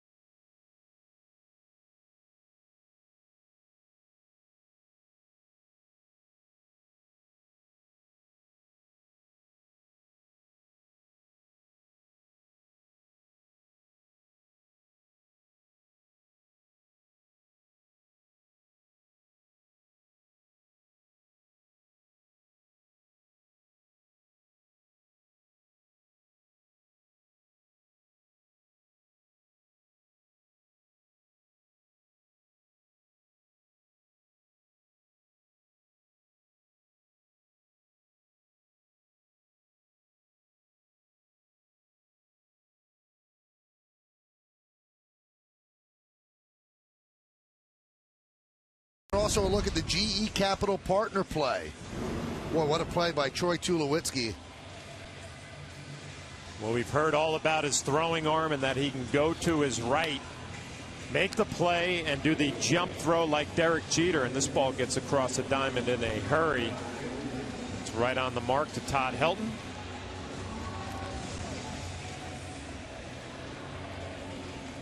Well, he idolizes Jeter. That's where he wears number 2. And that's out of the Jeter songbook.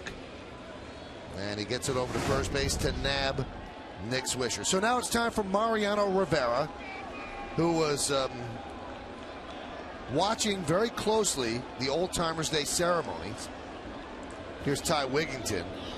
And I said this during that portion of the broadcast, that Mariano was pleading with me to introduce him during Old Timers Day. He's 41. Most of the guys that were on the line he was teammates with, and I just wouldn't do it. And here he is. He's going to finish Old Timers Day. So he gets on the field in his own way. Count 0-2. He was pumped up, and he had a big smile on his face throughout the ceremonies because, again, he was teammates with those guys. And I guess he sees himself running out there in a couple of years. Yeah, I think that was a lot of it. But also you could tell he was so excited about Gene Monahan and the recognition that he was getting. It was just a perfect day for everybody. The 0-2. Just missed. Well, it's been a good day for Wigginton, too. See the numbers for Mariano. Only 4 walks and 29 in the third. And he's looking for his 20th save of the year.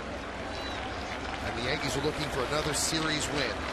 And looking to hold on to first place, the 1-2. Goes inside the count, 2-2.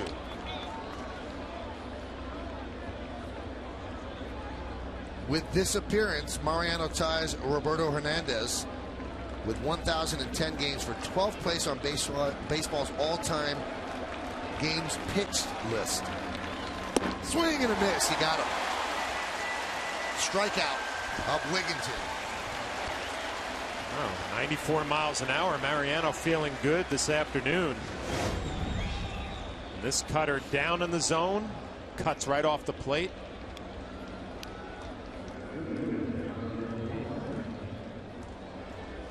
Wigginton almost lost his balance. Had to do a little dance to stay upright. So 1 down, and that's going to bring up Charlie Blackmon. Blackman's 1 for 3.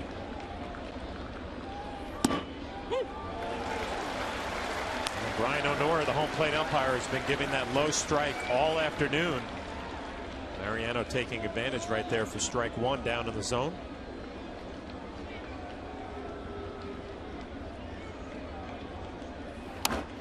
Right in on the thumbs and foul back.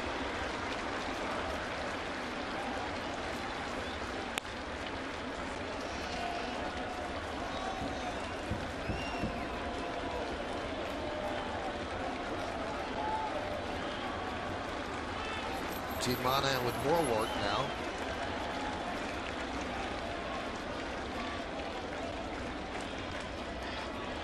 What exactly happened there?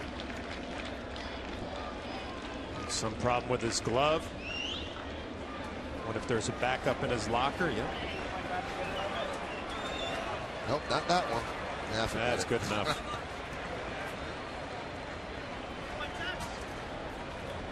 You have a lot of gloves in your locker, but you only have one gamer and then one that you would consider close to a gamer. Yeah, and what you have right now is Gene Monahan among his many responsibilities. I'm sure he's down underneath trying to fix that gamer glove so he can get it back out to Mark before the end of this game. And if not, obviously we'll be ready Tuesday night with the off day tomorrow.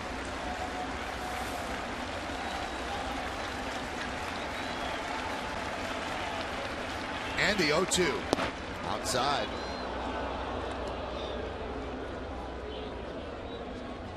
So Mariano, for active players, would be considered an old-timer.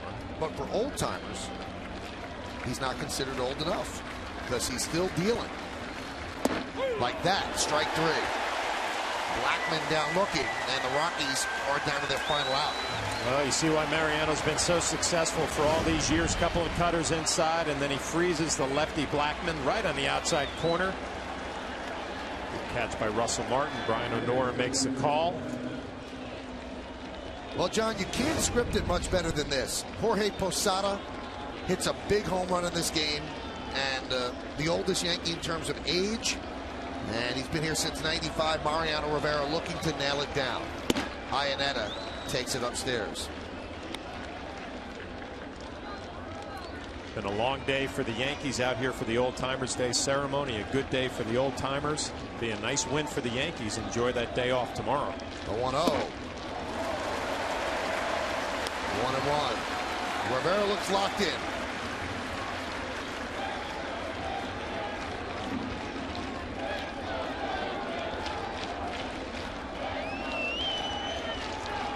The 41-year-old right-hander sets and deals. And now the Yankees need one more strike.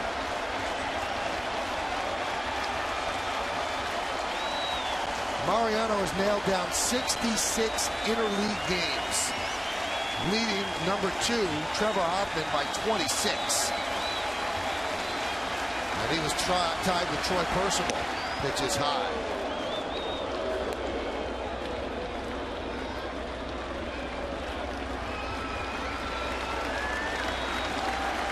Iannetta is 2 for 3 today. Can Rivera strike out the side? Yes, he can. Swung on and missed. Yankees win and put that one on the left side as they beat the Rockies 6-4 to end a really great day here at Yankee Stadium. Rivera with his 579th career save. And I'll tell you, John, it ended just the way you seem like you would want it to end. Perfect day for that gentleman right there. Gene Monahan got all the attention that he rightfully deserves, and Mariano comes in, and as good as we have seen him all year, 3 strikeouts in the inning, a little bit of extra velocity. You could tell he was pumped up about the way the Old Timers ceremony went and about how the 9th inning went with 3 consecutive strikeouts. Well, you have to stick around for the postgame show to find out who's today's Chevy Player of the Game. Mariano put in his bid for that award. Yankees are now 9-2 in rubber games. The Yankees have won 5 straight series, and they are 22-4 in day games. So with the victory, the Yankees remain in first place ahead of the Red Sox. Red Sox beat the Pirates today. So it really was a great day as the Yankees honored their past and certainly their present, not looking too shabby either. So the bottom line, the Yankees win this one 6-4. Big home runs, big pitching, and a big ending for the Yankees. And look who Kim Jones has. It happens to be Mariano Rivera. It does, and he's not even sweating. What's going on? You're not even sweating a little bit. I'm a little bit. I'm sweating a little bit, but it's okay. I mean, we won. That's the most important thing. That is the most important thing, but clear something up, because Michael Kay has been talking about this the whole broadcast, that you were begging Michael Kay blew it. That you were begging to be introduced with the Old Timers. True or false? True. I would have done it too. I mean, it would have been nice, you know, but he blew it. That big hand, he's blew it. Yeah, I told him and he didn't want to do it, so I'm mad at him. Now we're throwing insults around. You were also begging to go on the field with Yogi. You enjoyed Old Timers Day as much as I think I've ever seen you enjoy it. Why? I mean, I love that time, you know. I mean, you have time to share with them those men, you know. That's a lot of baseball there, you know, and there's 2 of my favorites, Yogi and Whitey. And seeing those guys, I know I sing a lot of Yogi there, but Whitey we don't sing as much. But also I saw Hector, Arroyo, and all those guys, you know, that we have a great time with each other. So, I mean, to me, it's fun. I love it, and I can't wait for that moment. Always helpful. You offered to show Gene Monahan where the mound was. He then threw a strike, but what did you make of the tribute to your great trainer who is retiring at season's end? Oh, my God, I almost cried. I almost was in tears because, I mean, that man deserved that and more. Mm-hmm. You know, and the little that we did for him, he deserved it. You know, and I would do it again, all over again for him. Because, I mean, he's there for not only for myself, but for everybody. And that's why he is unique. He's just a spectacular human being. And, you know, I love him so much. And, you know, I always wish him the best. As more and more of your fellow champions from the 90s are honored on Old Timers Day, what did it mean to you to have your former manager, Joe Torre, here? Yeah, I saw Joe. I told him if he was throwing, and he said, no, I might throw left-hander. But, I mean, it's great. I mean, him, Mel, you know, I mean, Charlie Hayes, Strawberry, Dwight Gooden, you know, Pat Kelly, Graham Lloyd, you know, all those guys from all those great teams that we have. And, you know, it was spectacular. One-word answer. Tino Martinez hits the home run. Jorge comes out and says, is it that easy? Did that inspire Posada to hit a home run in this game? Definitely. Sada was on for today. Thank you, Mariano. We appreciate it. And we're going to send it back to your buddy, Michael Kay, all right? All right. Take care. I love you, Michael. Yeah, sure do. So, John, in your words, he calls me a big head. That would be a shot, right? That was the highlight of my day. That's not a shot. Well, that's a truthful statement. Really? Thank you so much, buddy. Anyway, it's been a fun day here at Yankee Stadium. Mariano nails it down. A home run by Tino, a home run by Posada, Nick Swisher, and the Yankees stay in first place as Mariano strikes out the side. You can't write it any better than that. So we'll just duck out for a moment and let you